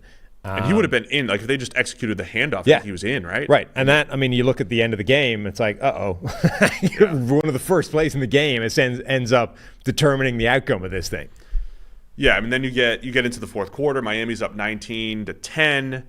Dallas kicks a field goal to make it 19-13. So you get that the ominous 6-point lead, right? You know, Yeah. touchdown wins it. Dak and the Cowboys go 17 plays for 69 yards. And they had a 4th and 2 holding call to prolong the drive, but Dak eventually hits Brandon Cooks for the 8-yard touchdown to go up 20-19, which set up Miami in about a 3-minute drill, basically, for the game-winning field goal. They convert a couple third downs, including a really key 3rd and 2. Yeah, screen to Tyreek. Well, there's 3rd and 3 to Tyreek, screen, and then a 3rd and 2 run to Jeff Wilson. Yeah. Where it was like, look, Dallas's run defense, they got smoked the week before against Buffalo. They were much better in this game. But when they needed it, linebackers out of position, Mozzie Smith moved off the ball. They needed it on 3rd and 2. They needed this stop. Miami gets the first down. They basically run the clock till 2 seconds and kick the game-winning field goal to seal the deal. Yeah, the Dallas defense just couldn't stop Miami on that final drive where they needed to. And, you know, we gave Dan Quinn a lot of praise in recent podcasts for all the adjusting and all the making changes and consistently evolving this defense. Well, now there have been problems on this defense for a couple of weeks, and whatever adjustments are being made haven't had enough of an impact yet. They've been exposed in back-to-back weeks against some pretty good teams. But going back, like, it was only 7-3 when Miami went for it on that 4th and goal down by the 5. But before that, we had Dallas marching right down the field and then fumbling at the goal line. Miami had been inches away from a Tua to Tyreek bomb touchdown. Like, he lined up, was it a slot fade or was it just a fade from the outside? But either way, Tua left it just a bit too far outside so that Tyreek couldn't quite adjust back over his shoulder and bring it in. But the cornerback had kind of gone to undercut it, and because it was thrown outside, the corner had like taken himself out of the play. If he comes up with that, not only is it a bomb wherever the catch point was, but he's probably taken it that distance for a touchdown. So you have missed touchdown there, missed touchdown previously, then CeeDee Lamb does that classic CeeDee Lamb catch and run touchdown, and then Miami down at the goal line. So they're looking at that saying, we could have had 4 touchdown drives in the first couple of minutes. This is going to be a high-scoring game. We need to go for it on 4th and 5. And then the game just kind of cooled off from that point. You talking about that first Tyreek Hill deep ball that kind of like awkwardly hit his hands? Yeah. Yeah. Just saying. Yeah, then Tua came back with the 50-yarder to Waddle right after. Like, Tua dropped, looked like 2 dimes early. I think that first one Or do you was think he just thrown missed? too far outside. Think so? Yeah. I think he could have potentially caught it, but that was thrown outside where it needed to be. I have to say, like when Tua and Dak, they both made some big plays, left some on the table, missed some throws. When Tua is on, and again, he's going to be tested a ton these next couple weeks. Ravens and Dolphins. Dallas was a test here, but when he's on, man, that offense, just the speed at which they run it, it is interesting, right? Because it's a lot different than Purdy in the Niners. It looks different. Purdy's a little bit longer developing, and like Tua's just throwing to space. Yeah, well, very early. It's like the opposite end of the strength spectrum that so Brock Purdy's biggest asset that he brings to that 49ers offense is actually the late in the down creativity and the being able to pull a play out of nothing when the offense itself is broken down. Like he can take what's being given to him and then he adds a layer on top of that isn't there in the offense. Tua, his biggest strength is actually, I'm going to supercharge what the offense is already doing and just hit the play so early that those guys have so much space to run into and maximize that. Like I'm gonna maximize what the offense is giving to me, but I'm not gonna add much to it on the back end. Right. Whereas Purdy is doing a really good job of the first part and then adding a layer at the back end, and they're getting to sort of similar places through radically different approaches. But I'm saying even when they're working through progressions, it's like Tua is going to get to read 2 and 3. Yeah, he's faster than anybody. Super fast. Pretty much. Purdy is like this combination of like patient. He's just patient with it too, right? He's like, 1 to 2 to 3. I'll get to 3 when I get there, and then I'll throw this pinpoint throw most of the time because of course he was horrible last night and threw 4 picks. But it's just interesting seeing it. Same system, run differently and with different style players, right? Miami's just pure burners, and the Niners have all sorts of just different style mismatch weapons. Real impressive win by Miami. Okay, so coming in, both of these teams had this question of beating good teams and the whole thing. Dallas still has that question about beating good teams on the road, and Miami, checkbox, right? They handled this one, but Ravens and Bills now coming up for the Dolphins, who have the number 1 seed in sight. If they beat Baltimore, if they win out, Miami's the number 1 seed. So they've got that opportunity here. Yeah, I mean, it was a big game for both teams. Obviously, Miami kind of get the narrative part of getting the win at the end. I sort of feel like Dallas shouldn't – I don't think that this should necessarily sort of fall into the same bucket of, well, Dallas can't get it done. I mean, they were really close. They did take the lead. They made it so that Miami had to win at the very death, and that was the difference. But, it showed that they can do this against a really good team still, even if they didn't quite. That's why I'm saying it did feel like I thought Baltimore, San Francisco would feel more like a heavyweight battle back and forth. This Dallas-Miami game felt like that. They both engineered fourth quarter comeback drives. The Dolphins just had the ball last, right? And they did it, man. Impressive win by Miami. And yeah, I wouldn't be kicking myself if I'm the Cowboys. Right. Certainly hurts though. They're 10-5 now. They're a game behind Philadelphia in the division. They had an opportunity to be, 4-way tie atop the NFC as far as record goes. So it does look like we're getting closer and closer. Dallas has Detroit this week, another huge one. But Dallas against the NFC South is more and more likely every single week. And like I said, Miami has a chance at that number 1 seed if they can win out. All right, Christmas Eve night. New England Patriots 26, Denver Broncos 23. I was hoping just to spend some time with the family, enjoy Christmas Eve, have a nice boring game. And then it gets crazy in the fourth quarter. It got crazy.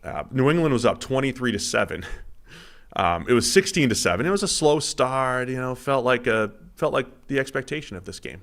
A couple not so great offenses, some defenses playing better, and then Marvin Mims just muffs the kick return, and that's an easy touchdown for New England to go up 23-7. They scored 2 touchdowns within seconds of each other to go up 23-7, but Denver made a comeback, and then Bailey Zappi leads a game-winning drive for the field goal, 26-23. Yeah, and this is one of those games where obviously it's reductive to basically say Bailey Zappi played well, therefore it became a game. But it's kind of what happened.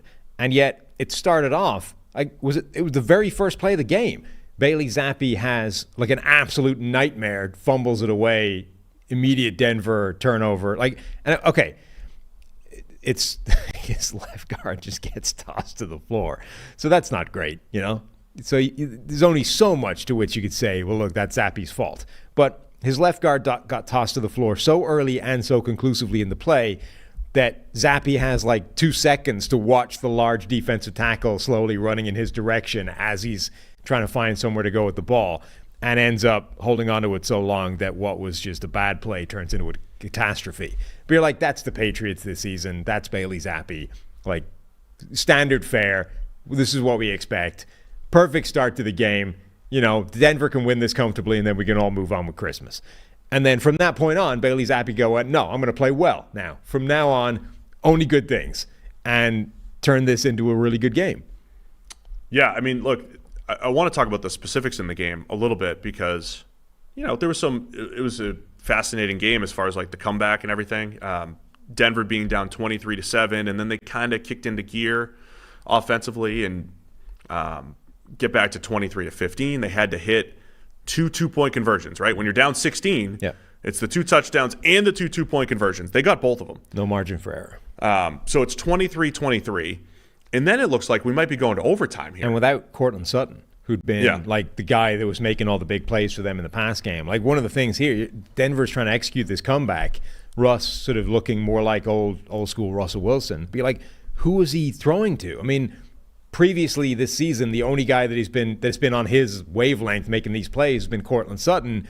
Sutton got hurt and is not in the game. You're where has Jerry Jeudy been? Marvin Mims, we've only seen him putting the ball on the ground in the return game. There's nobody making plays for them. There's nobody making plays. They still make the comeback.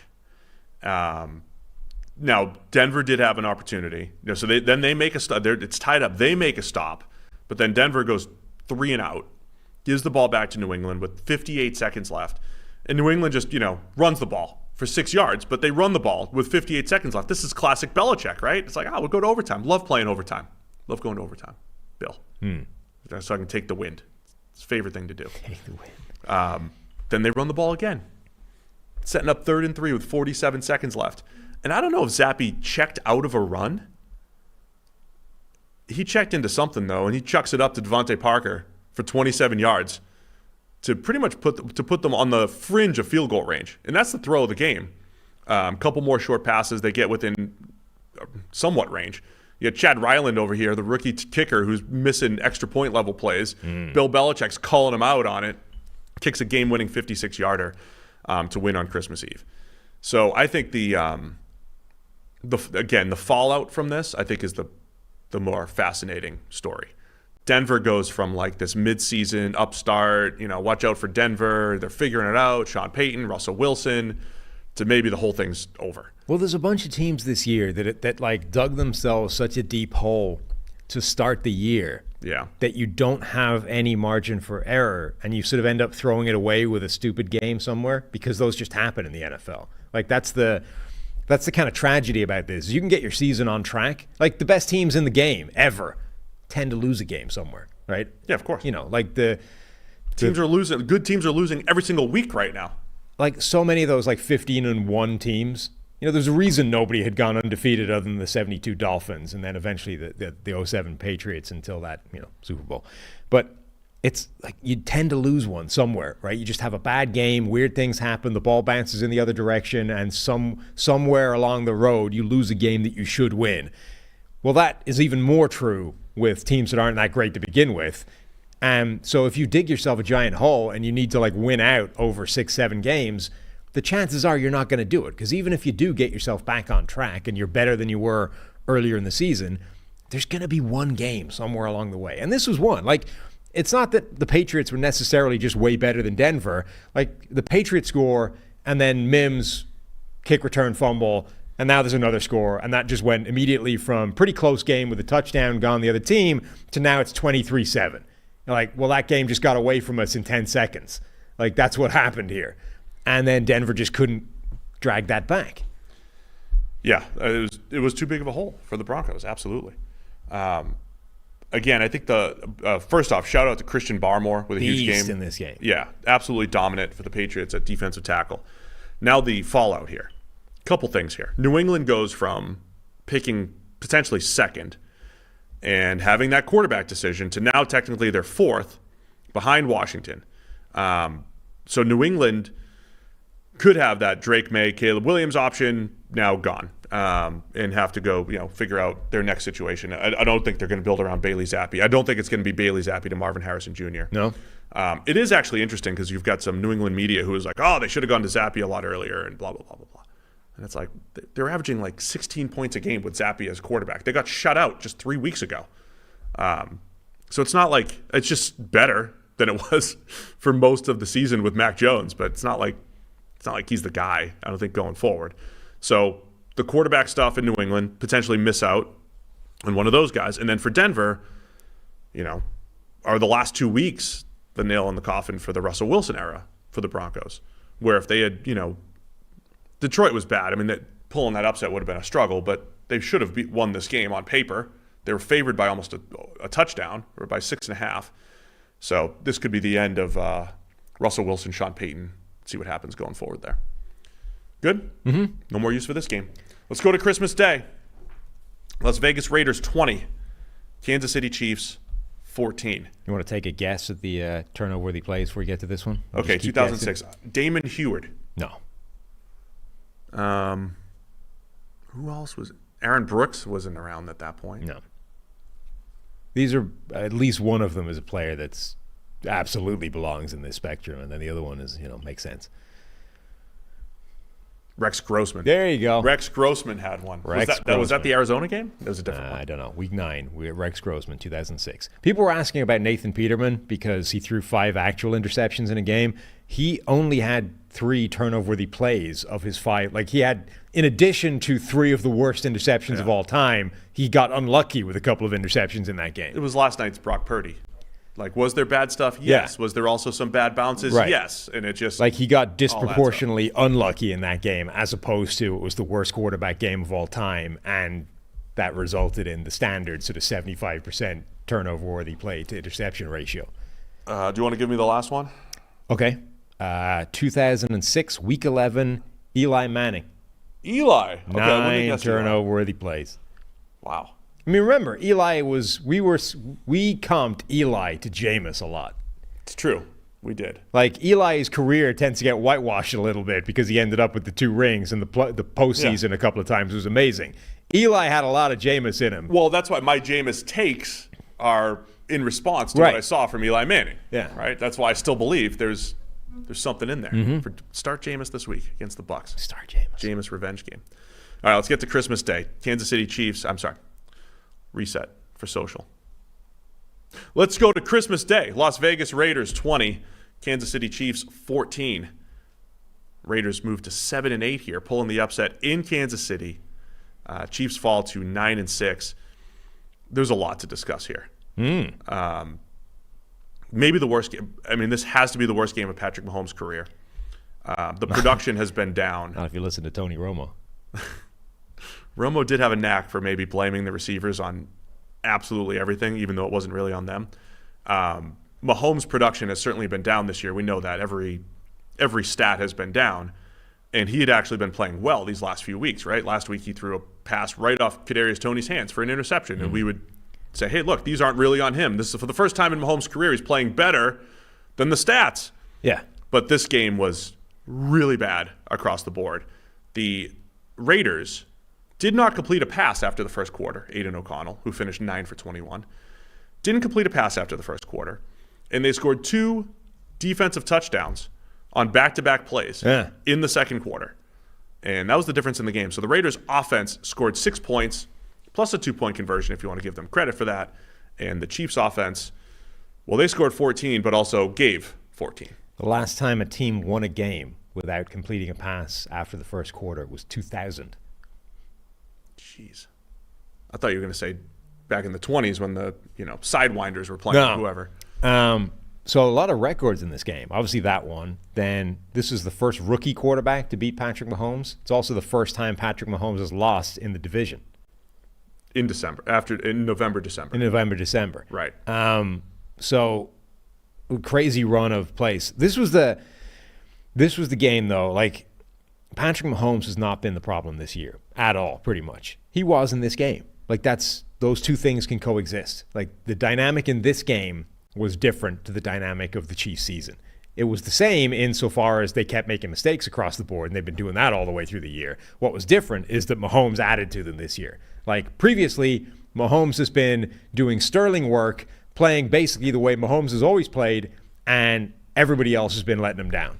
This game, he added to the pile, and that's why they lost to the Raiders instead of somehow found a way to win a game that just left bad feels because everybody else was making mistakes. The first big mistake was they have Isaiah Pacheco take the direct snap, and Mahomes is playing running back, and they do this all the time, the trickeration. That's the thing. Like, it was a throwback pass. Now, they often do this in the red zone. Yeah. They did this in their own territory. Yeah. And Mahomes did not handle – I mean, I think Pacheco put it in his gut, and Mahomes, who's a quarterback, did not do a good job on the exchange receiving the handoff. Ball hits the turf, and Bilal Nicholas picks it up, runs into the end zone for the touchdown. Now, Nichols. Take 6. So Nichols – it should have been Nicholas because it was Christmas. Bilal Nichols, wins the MVP, the Nickelodeon. Oh, did he? I didn't see any of the Nickelodeon elements, so you'll have to bring me up to speed. I don't want to say that it was staged or anything, but they had a vote. And the voting into the third quarter was Nichols and then Mahomes, then Kelsey in the voting. And I don't want to say that, the people weren't really watching the game. They were just clicking Mahomes and Kelsey. It was Kelsey second, Mahomes third. But I think they did a nice job. You can't hand it to Kelsey or anything like that after you lose, or Mahomes in his worst game. Can you imagine dragging Mahomes up to take that award after that game? They probably should have slimed him. Didn't they do it before though? When somebody won one of those didn't they win it after after a defeat, and they had to drag him up and take the crappy Nickelodeon thing? Dak. I think they gave it to Dak or something, but he kind of played well, but because they do that in other sports. The man of the match comes from the winning team, right? Which can cause some problems late in the game where the game is on the line, and it's like you got to switch it. Normally, you'd you give the announcement with a couple of minutes to go on the broadcast, right? But if the game is still in jeopardy with a couple of minutes to go, now you're like, oh no, what if it goes the other way? And now we got to bring this guy up as man of the match on a losing team. It's not as good. So that was the first big error. And then the very next offensive play, Mahomes throws a pick six. Jack Jones with his second straight game with a pick six. Great play. Stared him down on the way into the end zone. Stared him down. And then gave a bait and switch to some poor kid in the end zone. That's a bit much. It's a kid. Give him the ball. Good for Jack Jones. Good for Jack It's the Raiders. Jones. Just bringing misery to children. What do you think Antonio Pierce probably, whatever you give him extra helmet stickers or whatever you give out if you're the Raiders. So the picks, that ended up being the difference in the game. That put the Raiders up 17-7. Mm-hmm. And again, in this comeback attempt, the Chiefs could never find any rhythm. The other stat, Mahomes' raw stat line is not great. 27-44 for 235. It's 5.3 yards per attempt. Also got sacked 4 times. But also 85% of his yards came after the catch. Mm-hmm. It was a lot of, again, all season it's been like this. He's got the highest percentage of his yards coming after the catch of any quarterback this season. In this game, it was 85%. There was one busted coverage late for a 45-yarder. There's a bunch of screen stuff. Kelsey had some really nice runs early after the catch. Clyde Edwards-Helaire, some great runs through contact. Yeah. There was no passing attack. Mahomes also ran 10 times for 53 yards. They could not move the ball consistently. So in addition to all that, why is this the worst game for Mahomes? Those 2 bad plays that we mentioned, but 2 other dropped interceptions in there as well. And actually the first turnover where the play fumbled, he threw the ball up in the air, fumbled, and it landed in his hands, and he caught it and recovered it. But it was a rough one for the Chiefs offense across the board. Yeah. That's the thing. I think this is a different dynamic to every previous Chiefs games this year because all of the problems that have been there all year were still there, and now you had a couple of new ones. The most obvious of which was Patrick Mahomes having maybe the worst game of his career. But also, the offensive line was struggling. Wanya Morris in particular, tackle, was just getting wrecked. Malcolm Kuntz had 9 pressures, I think, something like that. Yeah. Morris gave up 10. This is a new dynamic as well. Remember, since that Super Bowl game where Mahomes had to be Superman and was just getting buried by the Tampa Bay pass rush with effectively a backup offensive line at that point, they went out of their way to be like, we are going to surround this guy with a great offensive line. That's not going to be a problem again. Well, the interior is still great. Now the tackles aren't. And they're not great to begin with, and now they're hurt, so you've got backups in there, and the backup tackle was a huge issue in this game. Yeah, I want to give the Raiders proper credit. I will give them proper credit in due time for their defense. But I want to highlight Wanya Morris is a third-round rookie. He did go to the Senior Bowl, impressed people at the Senior Bowl. But last year in the Big 12, had a 73 pass blocking grade for Oklahoma. And he's 2 years removed from having a 53 pass blocking grade at Tennessee in 2020. He's a couple years removed from that, right? He has not played a ton of football and has not been a great pass protector, even in college. Tools guy, whatever. But he's now the left tackle for the Chiefs.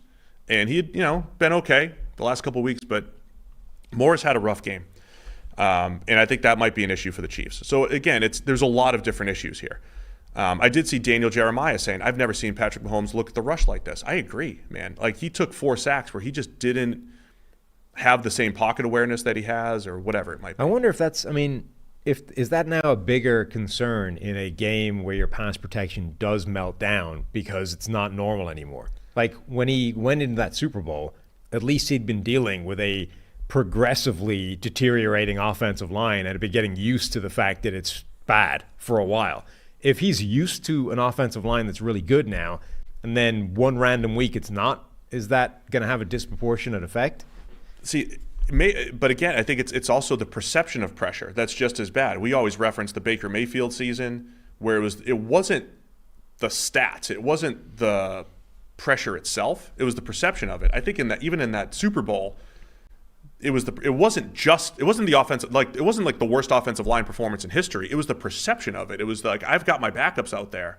I have to be superhuman. And I think that's what's hitting to Mahomes right now, is feeling like he has to play superhuman every single week.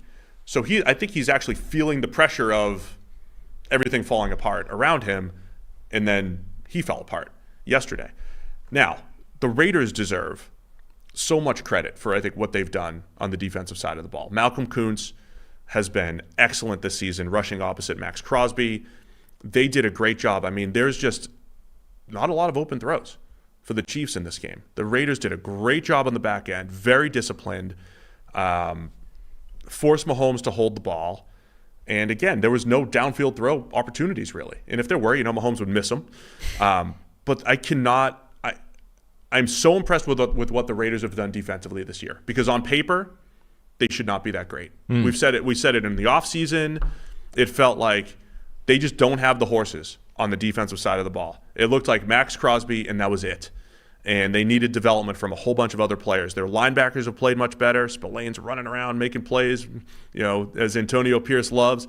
I'm just saying, the Raiders defense, with guys coming off of some bad seasons last year, have been very impressive this year. Yeah. And obviously the last couple of weeks have shown, like, Jack Jones can be a huge addition to this team. I mean, a guy who was not gotten rid of because of play, was gotten rid of because of, off-field issues, apparently. Now, he's gone to Las Vegas, so this might just be a ticking time bomb. He's very talented. Right.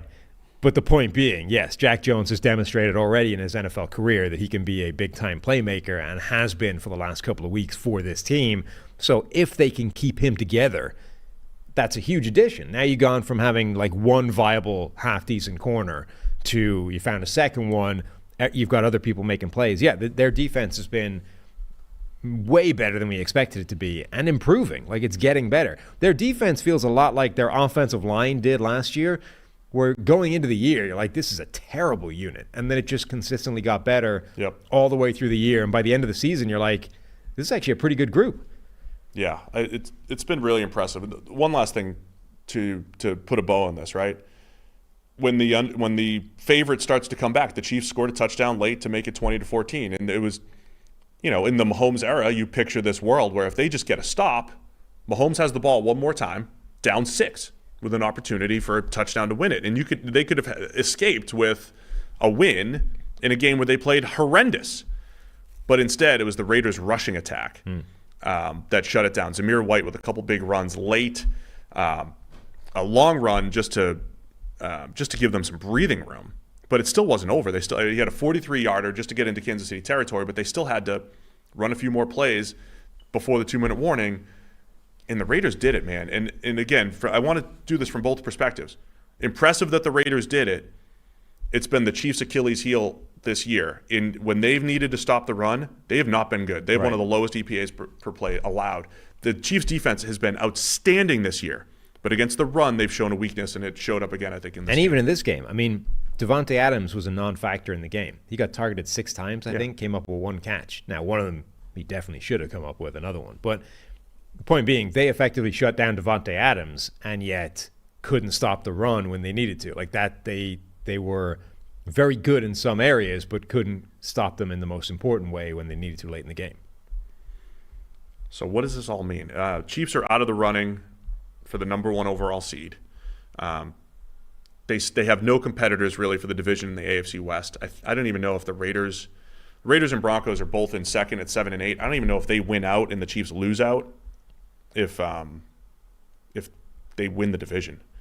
But Chiefs have the Bengals and the Chargers the next few weeks.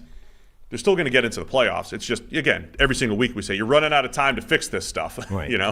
And it usually shows up come playoff time, all your regular season weaknesses. So this is a rough one for Kansas City and impressive for the Raiders. And it might be the thing that saves Antonio Pierce's job or gives Antonio Pierce the job, right? Romo and Nance were talking about that before the game.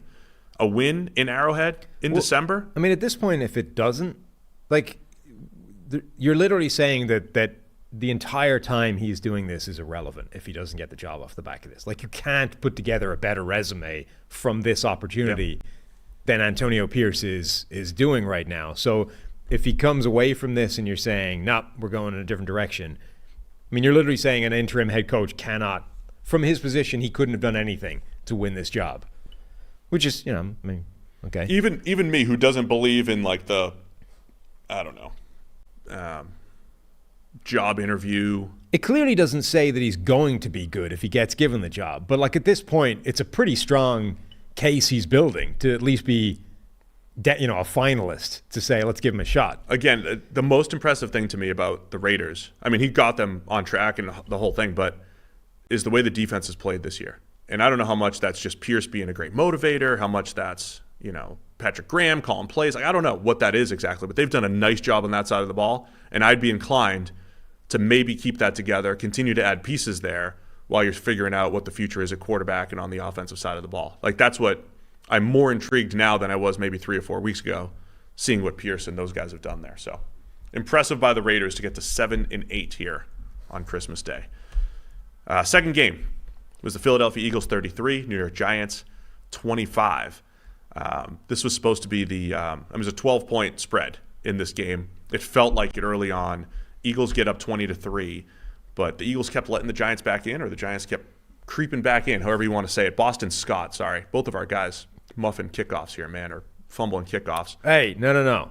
Not Boston's fault. He had his own player run into him. Nope, that's his fumble. He did have his own player run into him. Set the Giants up at the 14-yard line. Did you see the start of it? Because obviously, your own player running directly into you, facing you as a kick returner is generally not what's supposed to happen. It's not how you draw it up. Right. So, and it's so unusual, for example, that you tend to say, I wonder what happened to cause that. That's not something that just happens. How did that materialize? What was the source? What was the origin of that disaster? And when you see it, Isaiah Simmons on the kick coverage team takes his guy and launches him forwards, right? To the point where it discombobulated him so much that he span around 360, and then as he's gathering his own balance, once he recovers himself, he's right in front of Boston Scott, who just That's runs the play. into That's what I would do. So Isaiah Simmons grabs his guy, tosses him towards the kick returner, forces the fumble, and then scoops it up and gets the recovery as well. Huge special teams play from Isaiah Simmons. And that's how you should do it. Just toss your Throw guys into the returner every single time. That set the Giants up for, they had a 3-play, 14-yard drive. That's all they needed to score. And then, so it's 20-10, and then Jalen Hurts pass. Dallas Goedert slips, goes to a Dory Jackson for a 76-yard pick six. So a game where the Eagles should win handily. Tommy DeVito's been benched and the whole thing. It goes from 20-3 to 20-18 pretty quickly here. And every time the Eagles kept, building a lead, boom, Tyrod Taylor in relief hits Darius Slayton for a 69-yarder. So the Eagles kept, however you want to view it, letting the Giants back in or whatever you want to call it. Yeah. But it went down to the wire in this one. Yeah, and even literally the last play, that was kind of reminiscent of that crazy Virginia Tech Stanford play that Tyrod Taylor, that was a play that made me fall in love with Tyrod Taylor as a quarterback. This kind of looked a little bit like it. He's dancing around back there. He's waiting, trying to find a guy. And then instead of finding his own receiver in the back of the end zone, he found an eagle instead. That was less of an exciting finish, at least from his perspective. Yeah. But I thought they he did, though. I mean, it came down to the very last play, down 8. Right. This is the second time this season where Tyrod Taylor has come in and looked better than the guy he replaced. Yeah. For the Giants. Every time he's been on the field for the team, he has improved the situation.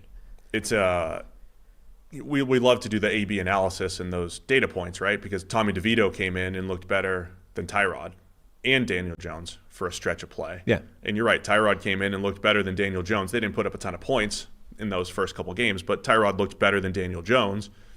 And it's not like Daniel Jones has been a disaster for the Giants. He was good last year. He led a playoff team and played pretty well. So it is this weird balance of the Brian Daboll's gotten good play. He's gotten stretches of decent play out of 3 different quarterbacks. Nothing great, but stretches of decent play. And you're right, Tyrod, in this game at least, elevated the offense a little bit. Mm-hmm. I thought the Eagles' offense looked a lot better. The word sleepwalking that I keep using for them. It was just a better balanced game, I thought, from the Eagles. Devontae Smith had that long 36-yard touchdown. A.J. Brown had a couple big plays. Jalen Hurts, I thought, overall threw the ball well. Again, the interception was a slip. Yeah. The previous play, I think it was Giants defender got their hands on the ball, but it was full extension. I don't even think that was turnover worthy or capable of even being intercepted. I thought Hurts threw the ball well. Dallas Goedert got involved. Devontae, A.J. Brown. It was a much better all-around Eagles effort. Yeah, it was still a little bit labored, but it felt like they had the offense when they needed it. Yeah. Every time the Giants kind of pull their way back into the game and Philadelphia's it's gotten close again, and then the Eagles would have a drive and remind you. Is that what they do? Is that what feels so uncomfortable about the Eagles? It's what they have done sometimes, but I think a lot of the season it's just been bad. But This was a game where there was a difference. They had it when they actually had big drives that they needed to get it done, and it was just other times where it looked a little bit iffy. But you take that pick 6 out of this game, and actually it would look like a pretty clean Eagles performance. Both of those. It was a 14-play touchdown drive and a pick 6. Yeah, for the Giants that really got them back into the game here. I don't have much else on this one. Anything else on this one? No, not really. Other than the Cutlets thing is probably Hassan Reddick was great this game actually, but yeah, the Cutlets maybe the end of Cutlets. That could be it. That's why a wild ride. Genuine people compared that to Linsanity, the Jeremy Lin thing, where finishing in a similar manner, right? And similar period of time, right? It's like this was really fun for a few weeks, and then that's it. No more of that. Bye bye. So Tommy's gonna be coaching in a couple of years. Somebody was it? I forget. There was a bunch of tweets about it. Obviously, somebody was saying not coaching. Tommy's going to be owning a car dealership in Jersey somewhere in a couple of weeks. Oh, it's going to be a cutlet shop. And look, fair play to Tommy. You got to keep going. There's still a little momentum, right? Ride the back of it. You got Tommy's Cutlets. There were people trying to be like, well, you see, the real reason he got benched is he spent the last couple of weeks brand building instead of focused on the football. Come on. Chances are he was just going to regress back into Tommy DeVito, who is a mid-tier Big Ten quarterback. It's like earlier we were saying, there's never been more quarterbacks that can go out there and play 2 or 3 games looking pretty useful, but then eventually the wheels are going to fall off. All right, so what does it mean? Goes back to what does it mean? Let's start with the Giants. They're currently picking 5th. They're the highest picking of the 5 and 10 teams, Giants, Chargers, and Titans, according to Tankathon. I've seen that other ways too, where the Titans are picking 5th.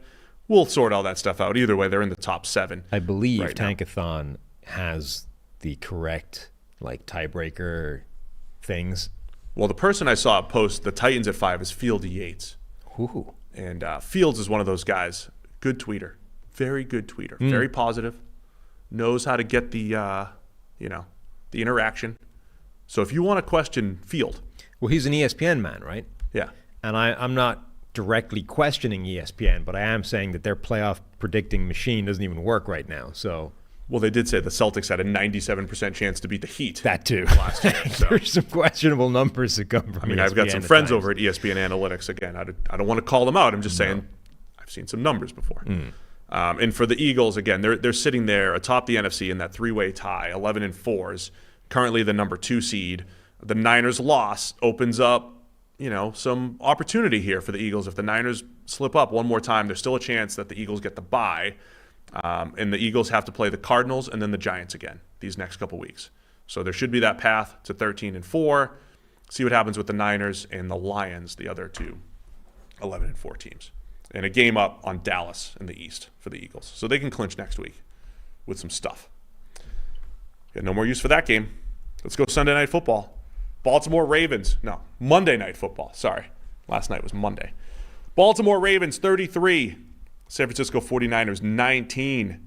Ravens, the sole 12-win team in the NFL right now, beating the 49ers in an absolute statement game for Baltimore. Odd beginning in this one. Lamar Jackson with the safety after running into the umpire. Yes. In the end zone. I feel like that's ridiculous. Yeah. Don't you feel that if the ref materially ruins a play, we should just do it over? Repeat down? The ref tripped the guy in the end zone. Let's repeat it down rather than give up a 2-point swing. This one was clear as day. However, if you make a rule on that, every pass, you remember when the umpire was in the old position, like they do in the 2-minute drill, the passes off the umpires and stuff like that, would you redo all those plays? There's a lot you can. But why not? I mean, every other game I can think of has the basic sort of thing that if you hit the ref or if the ref interferes with the play, you just sort of stop and restart. You don't say, no, the ref's just an obstacle at random in the middle of the field, and if you run over him, that's your fault. I think if a batted ball hits an umpire in baseball, I think it's a hit. It's a dead ball hit. Everybody moves up one base. It's kind of messed up for the pitcher. Anyway, San Francisco got up 5-0, and then it was all Ravens from there, man. They just kept scoring. I think they scored on 7 straight drives between field goals and touchdowns. Eventually get up 33-12. As we mentioned, absolute statement game. And Brock Purdy, on the other side, the first interception, really bad to Kyle Hamilton in the end zone. Some other batted passes and whatever, but they ended up, we'll talk about that. 18 of 32 for 255 for Purdy. Still 8 yards per attempt, but 4 interceptions. That's what stands out, and that's the talk today. Yeah. So this was the game. This ended up being the game where a team did put the 49ers offense in a double-digit hole and took them out of the game script that they usually thrive in and basically said, all right, manufacture that comeback that you're not able to come back from ever. And they still weren't able to do it. And in fact, they just kept digging. It took a while to get there, though. I mean, the Ravens were up 13-5. Niners come back, score a touchdown. It's 13-12. Baltimore gets the field goal just before the half. It was 16-12 at the half. Baltimore. Yeah, I mean that's the thing. It couldn't have gone much worse for the 49ers in the first half, and they were still only down by 4 going in. Right? And you're like, well, if you're at Baltimore, sure you feel great relative to how this game could have gone going into it. But you can't feel great about, we have been crushing this in the first half, other than that safety, and we're still only up 4 against a team who can absolutely wreck shop at any given moment. That's a little bit precarious. And then it ended up not going. And then it did actually get much worse for the 49ers. So, early in the second half, that was one of the next interceptions, right? Purdy throws another interception. And the very next play, Lamar Jackson to Zay Flowers for a touchdown. I'm sorry, that was back-to-back plays. What happened here? Well, this was, but the reason. Sorry, the Ravens scored, and then on the very first play from scrimmage, that Purdy throws another interception, and then it's a Zay Flowers touchdown. The Ravens scored 2 touchdowns within 20 seconds of each other. Yeah, and the reason it was so catastrophic for the 49ers is because, Brock Purdy was making some bad mistakes, but he was also getting unlucky. And every time he got unlucky, it ended up in a turnover. Like, he threw one, like the batted pass that ends up not just being batted, but he throws a ball that gets batted by the guy blitzing right at him, right? That happens fairly regularly, and usually that ball goes nowhere. If it's going to get picked off, it tends to get picked off by like a defensive lineman somewhere in the middle. It like cleared the pocket and went all the way to the guy on the other side who was blitzing off the other edge and ended up landing in, was it Marlon Humphrey's hands? Yeah. I've never seen that before. A guy batted on one, like blitz, DB blitz Batted off one over side. Purdy's head. Right. DB blitz off one side of the line ends up batting a ball and getting caught by the DB blitz on the other side of the line. I don't think I've ever seen that happen. So he got unlucky in a bunch of plays in addition to being bad on a couple. And you add all those together, and it's like you just gave them way too many possessions to be able to crawl out of. And then they end up in that double-digit deficit where the 49ers have never come back. And they threw that stat up again on the broadcast. Shanahan now 0-37, career record when trailing by 8 or more points in the fourth quarter. So at any point, That's just 8 or more. Now, the reason that's important is since he took over in 2017, the 49ers are the only NFL team to have not managed one of those wins. So Shanahan is 0-37, and the 49ers are the only team in football to have failed to achieve that. That's significant. They cannot come back from double digits down. Most every other team has won once. Right? In those Which situations. is one more than Shanahan has ever won. It's still like With worse teams. It's overblown. He has lost 38 now consecutive times whilst trailing 8 or more points in the fourth quarter. That's ridiculous. Everybody should stumble into one every now and again. And certainly when you have a team as explosive and that as the 49ers. doesn't mean that they can't. Like, they're not worse. If the other team has one, if the other teams are 1-50, and they're he's not. 0-38. But they're not. A lot Most of them other are teams, 1-50. They're not. 1-45. They have lower. Most other teams, Except teams that have Brady or Mahomes. And Most random other teams- Kirk Cousins couple wins. a lot of other teams have lower numbers. Like they're not trailing that much in the fourth quarter. Like the number. So maybe that's the bigger issue. Also, in 2017 they were terrible, and in 2018, I'm sorry, I'm not. 17 they were terrible, and then the Jimmy Garoppolo showed up and they were good. At 18, Garoppolo got hurt, they were terrible. 20, they were bad. Right? They've been bad many years of Shanahan's career. When Shanahan hasn't had his quarterback, they have not been a good team, and they've been wrecked a lot. So there's just more context around this. I don't think that's like the thing. Oh, don't be, you can't be down 8 in the fourth. You'll never win. Like most teams, teams win 7% of the time as it is. I think it's definitely an issue that this team has not. The issue's not that when the win probability for the NFL is 93, the win probability is 7% for the entire NFL. And you're saying when you're in that situation, you're 0%. And that's the Achilles heel of the 49ers. Like, we're just focusing on the wrong stuff. I don't think we are. I think we are focusing on what we've been saying for a while, that when this team gets put in a disadvantageous position, they are disproportionately affected relative to other teams. And that is going to happen more often against the best teams in the playoffs. This team has demonstrated a consistent inability to come back when down. And whether it's the fourth quarter by 8 points in the final, whatever, or whether it's simply if a team puts you in a double-digit deficit in the game, you don't come back. Other teams can do that. The Chiefs were like double-digit down for all of their games in their first Super Bowl run, and it didn't matter at all. They just came back immediately. The 49ers can't do that. You're very specifically also talking about the fourth quarter. Were the Browns up? I'm talking about that specifically for that one the stat. But this team does not come back from being 2 touchdowns down. Is the Browns game one of those? No. They're only down 3. Forget it. Anyway. I've got more other stuff to vent about. Okay. More so the MVP discourse is just obnoxious. All of it. It's just worse than ever in one of these games. The what? The MVP? Yeah. It's just too much, man. It's just too much. Every time, like Brock Purdy, like the batted pass interception. Like let's discuss Brock Purdy's interceptions. I think he's going to finish with 2 turnover-worthy plays and 4 interceptions. The first interception was terrible. Misread in the end zone. Takes potential points off the board. That was bad. Really bad play. Nice play by Kyle Hamilton.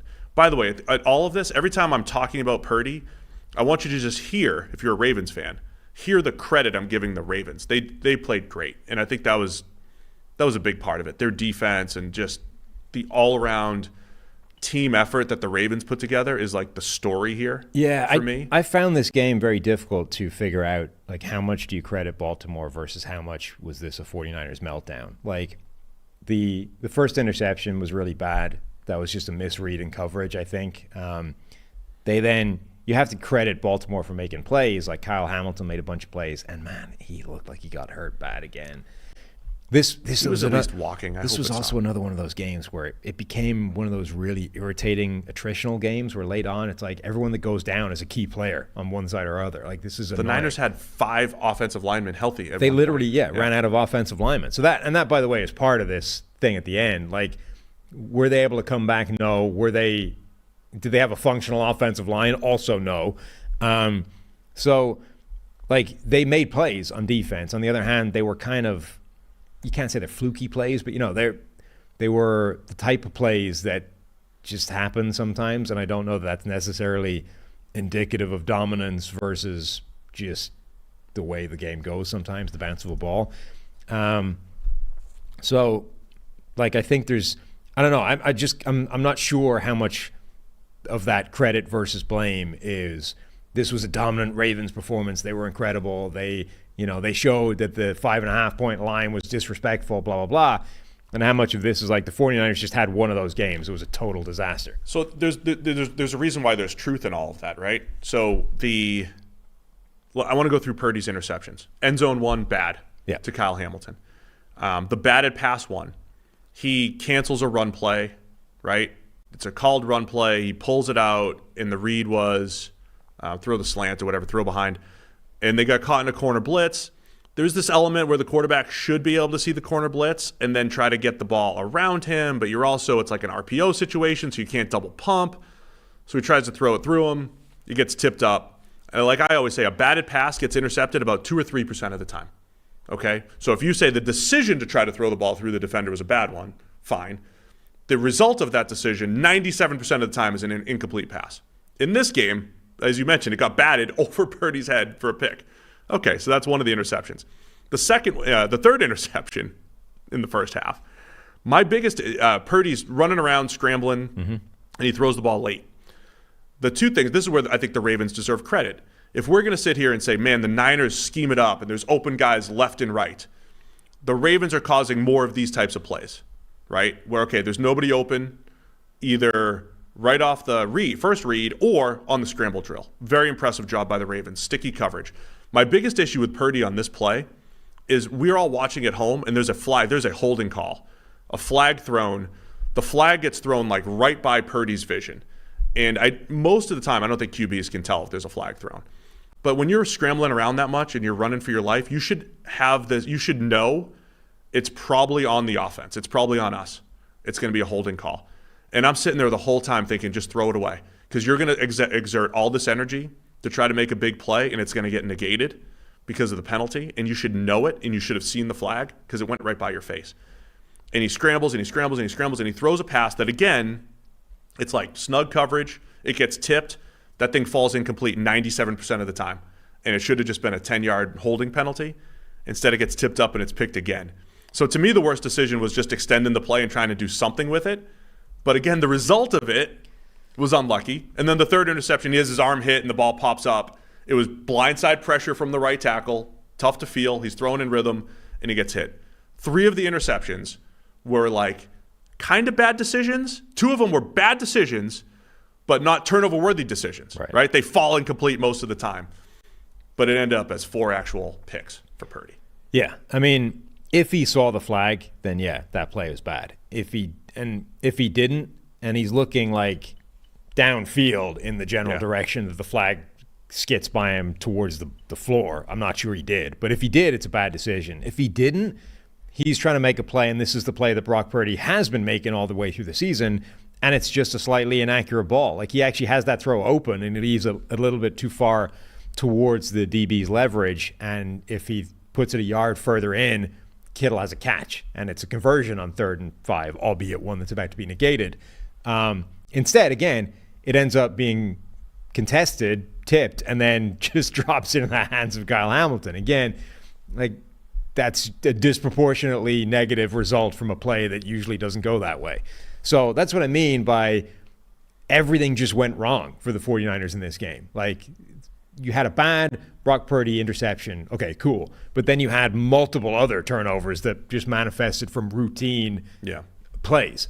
Yeah, again, I'm not saying I'm trying to have a nuanced take here on a Tuesday morning when the shouty shows will not. Can't do that. I'm trying to have a nuanced take here from the perspective of, so first off, did Brock Purdy play a good football game? I don't think so. I don't think he played very well. Did he play a football game that deserved to be 4 interceptions, was 4 interception worthy? No, he did not play that bad of a football game. In the MVP discourse, should you see a batted pass in the second quarter of a game that gets tipped for an interception and then declare, nope, he's not my MVP. There was just a batted pass. He's got 2 picks in his last 5 throws. He must not be that good. Everything I told you is true. System guy. He's never played that. People are responding like, well, he was never that good. He never played that well. He just threw a batted pass interception. Throw it all out. If you're in the MVP discourse and you're like, Purdy's stats are out of this world.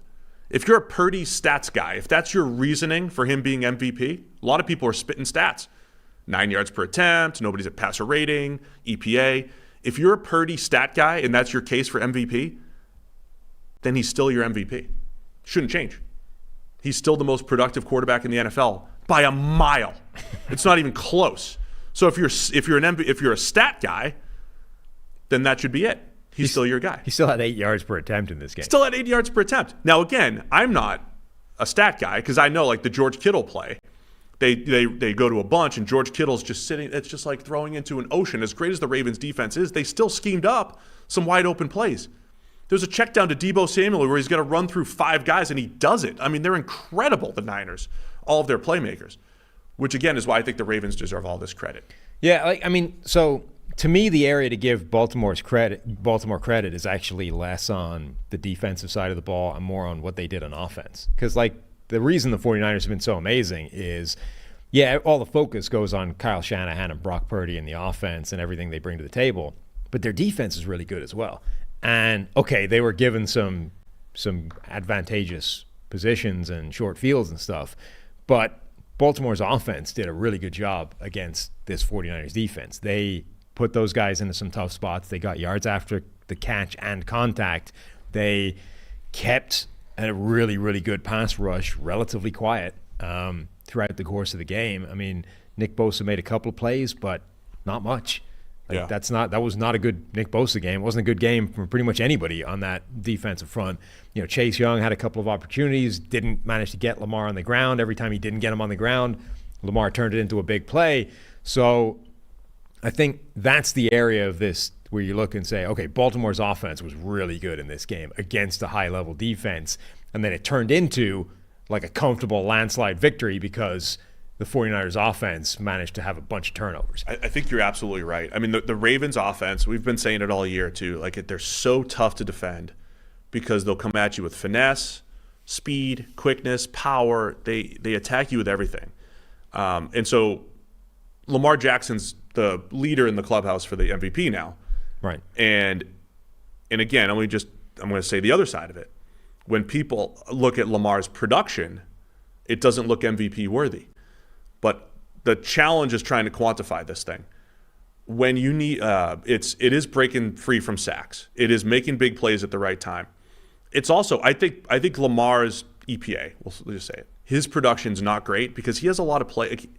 He just runs the ball for 3 yards sometimes just to do it instead of throwing it away or instead of whatever. He just runs for 3 yards in garbage, in run the clock type of situations. He'll take it for 3, he'll take it for 5.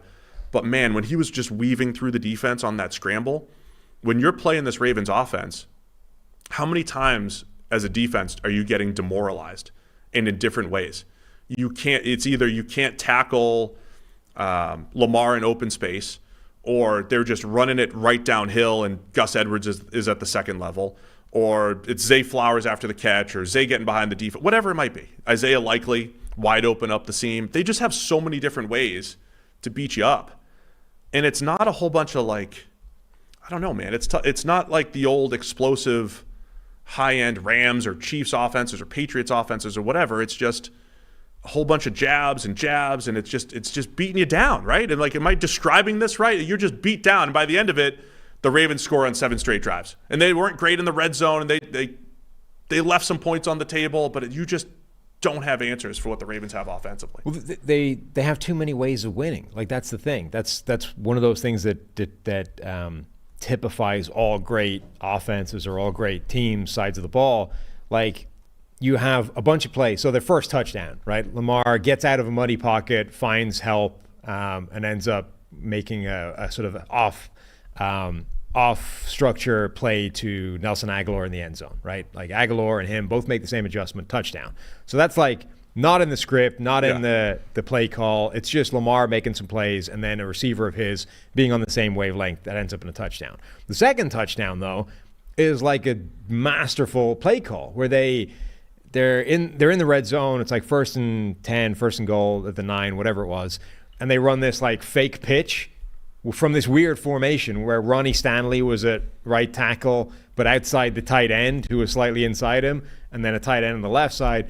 So it basically looks like a weird formation to get to an outside zone pitch play, right? Which they run a lot of that pin pull outside zone type of stuff from this type of formation. Playmaking center. So they fake the pitch to Gus Edwards, and instead the whole thing has been just a bait and switch so that a tight end can walk down the seam completely untouched, like into the end zone. So both the linebackers. Fred Warner sees it first and at least backs up.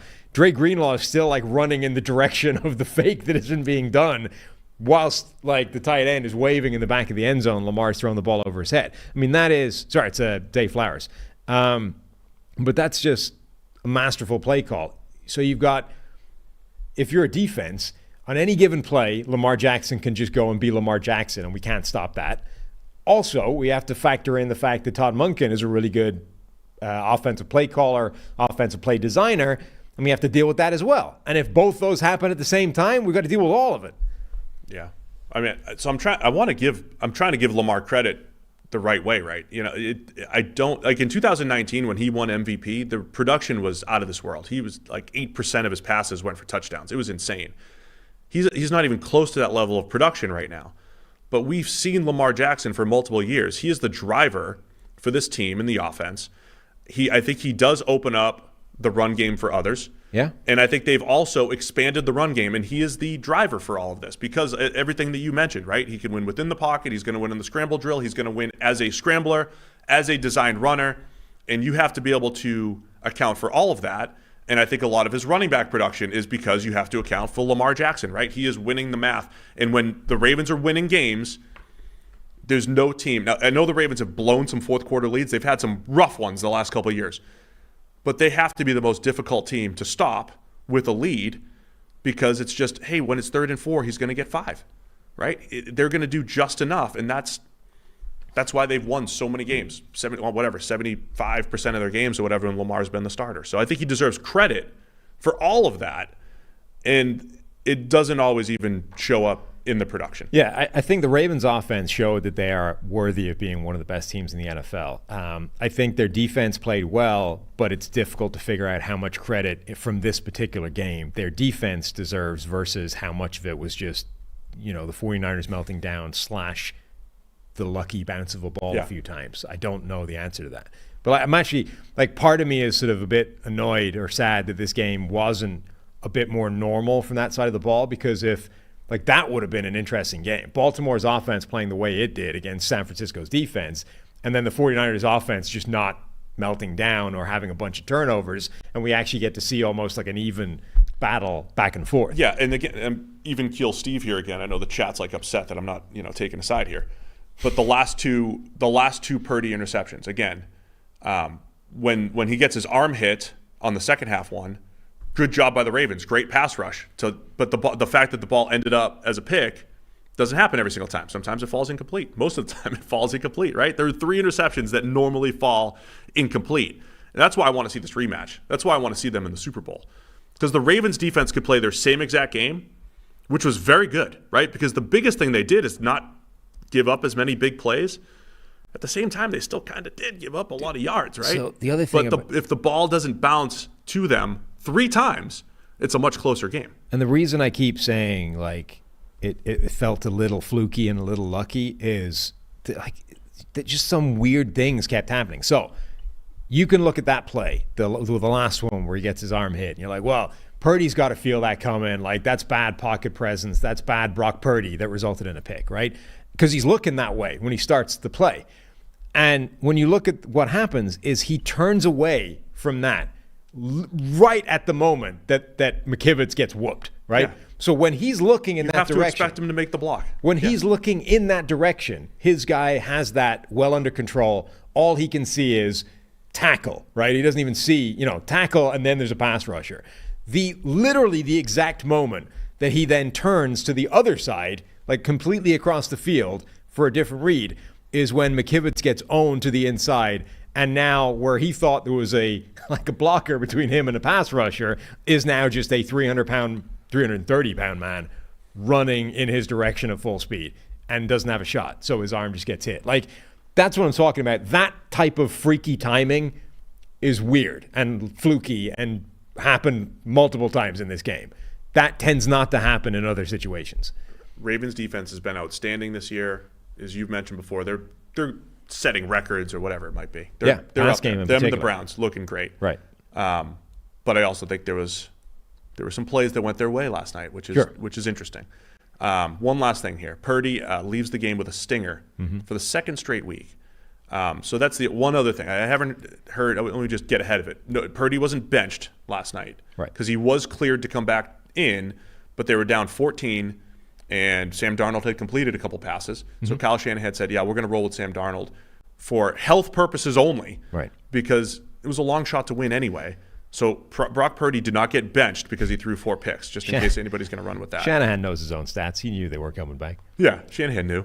We're 0-1,000,000, so we're 0-37. Sam, get out there. I'm fixing to make it 0-38. Sit yourself down. It's not a problem.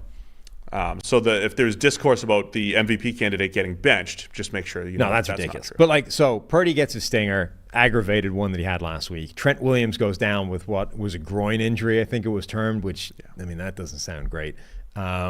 We had Kyle Hamilton go down with a knee injury again, an aggravated one from previously, but that looked bad. Yeah. Jalen Moore was also injured so at one point the Niners were down to their last 5 offensive linemen. They literally, if they had any more injuries, they would have been starting a tight end. Yeah. Like Kittle would have been left Kittle tackle. would have been playing tackle. Right. Probably. It was a mess. I'm just trying to add some nuance to the discussion here, Sam. Nobody wants to hear it. I think the best thing the Ravens did wasn't necessarily the interceptions, but the fact that down for down they played good ball.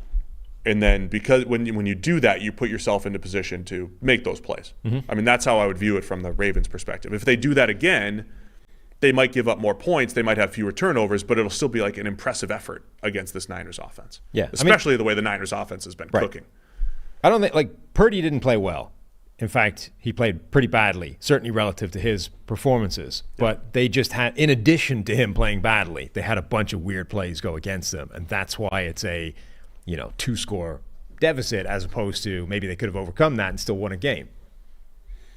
All right, so that's it, man. That was it. 15 games we discussed. It's all week 16. Finished on Christmas night. It's setting up for a pretty intense New Year's Eve next week. Next week, there's going to be 10 games in the 1 o'clock slot. There's a Saturday night game, just one next week. There's no Monday night football because it's New Year's Day. And we've got college football to watch that day, college football playoff to watch that day. So we're setting up for a great New Year's Eve. My body clock says this is it. My body clock is still saying week 16 is all I can handle, or 17. One more full slate, and they're going to make me go an extra week again. Yeah. My body's still used to the 17. You're not used to the 16 to the 17 game schedule. I'm done. I might skip week 18. Still boycotting the new schedule here. Yeah. But yeah, Point of principle.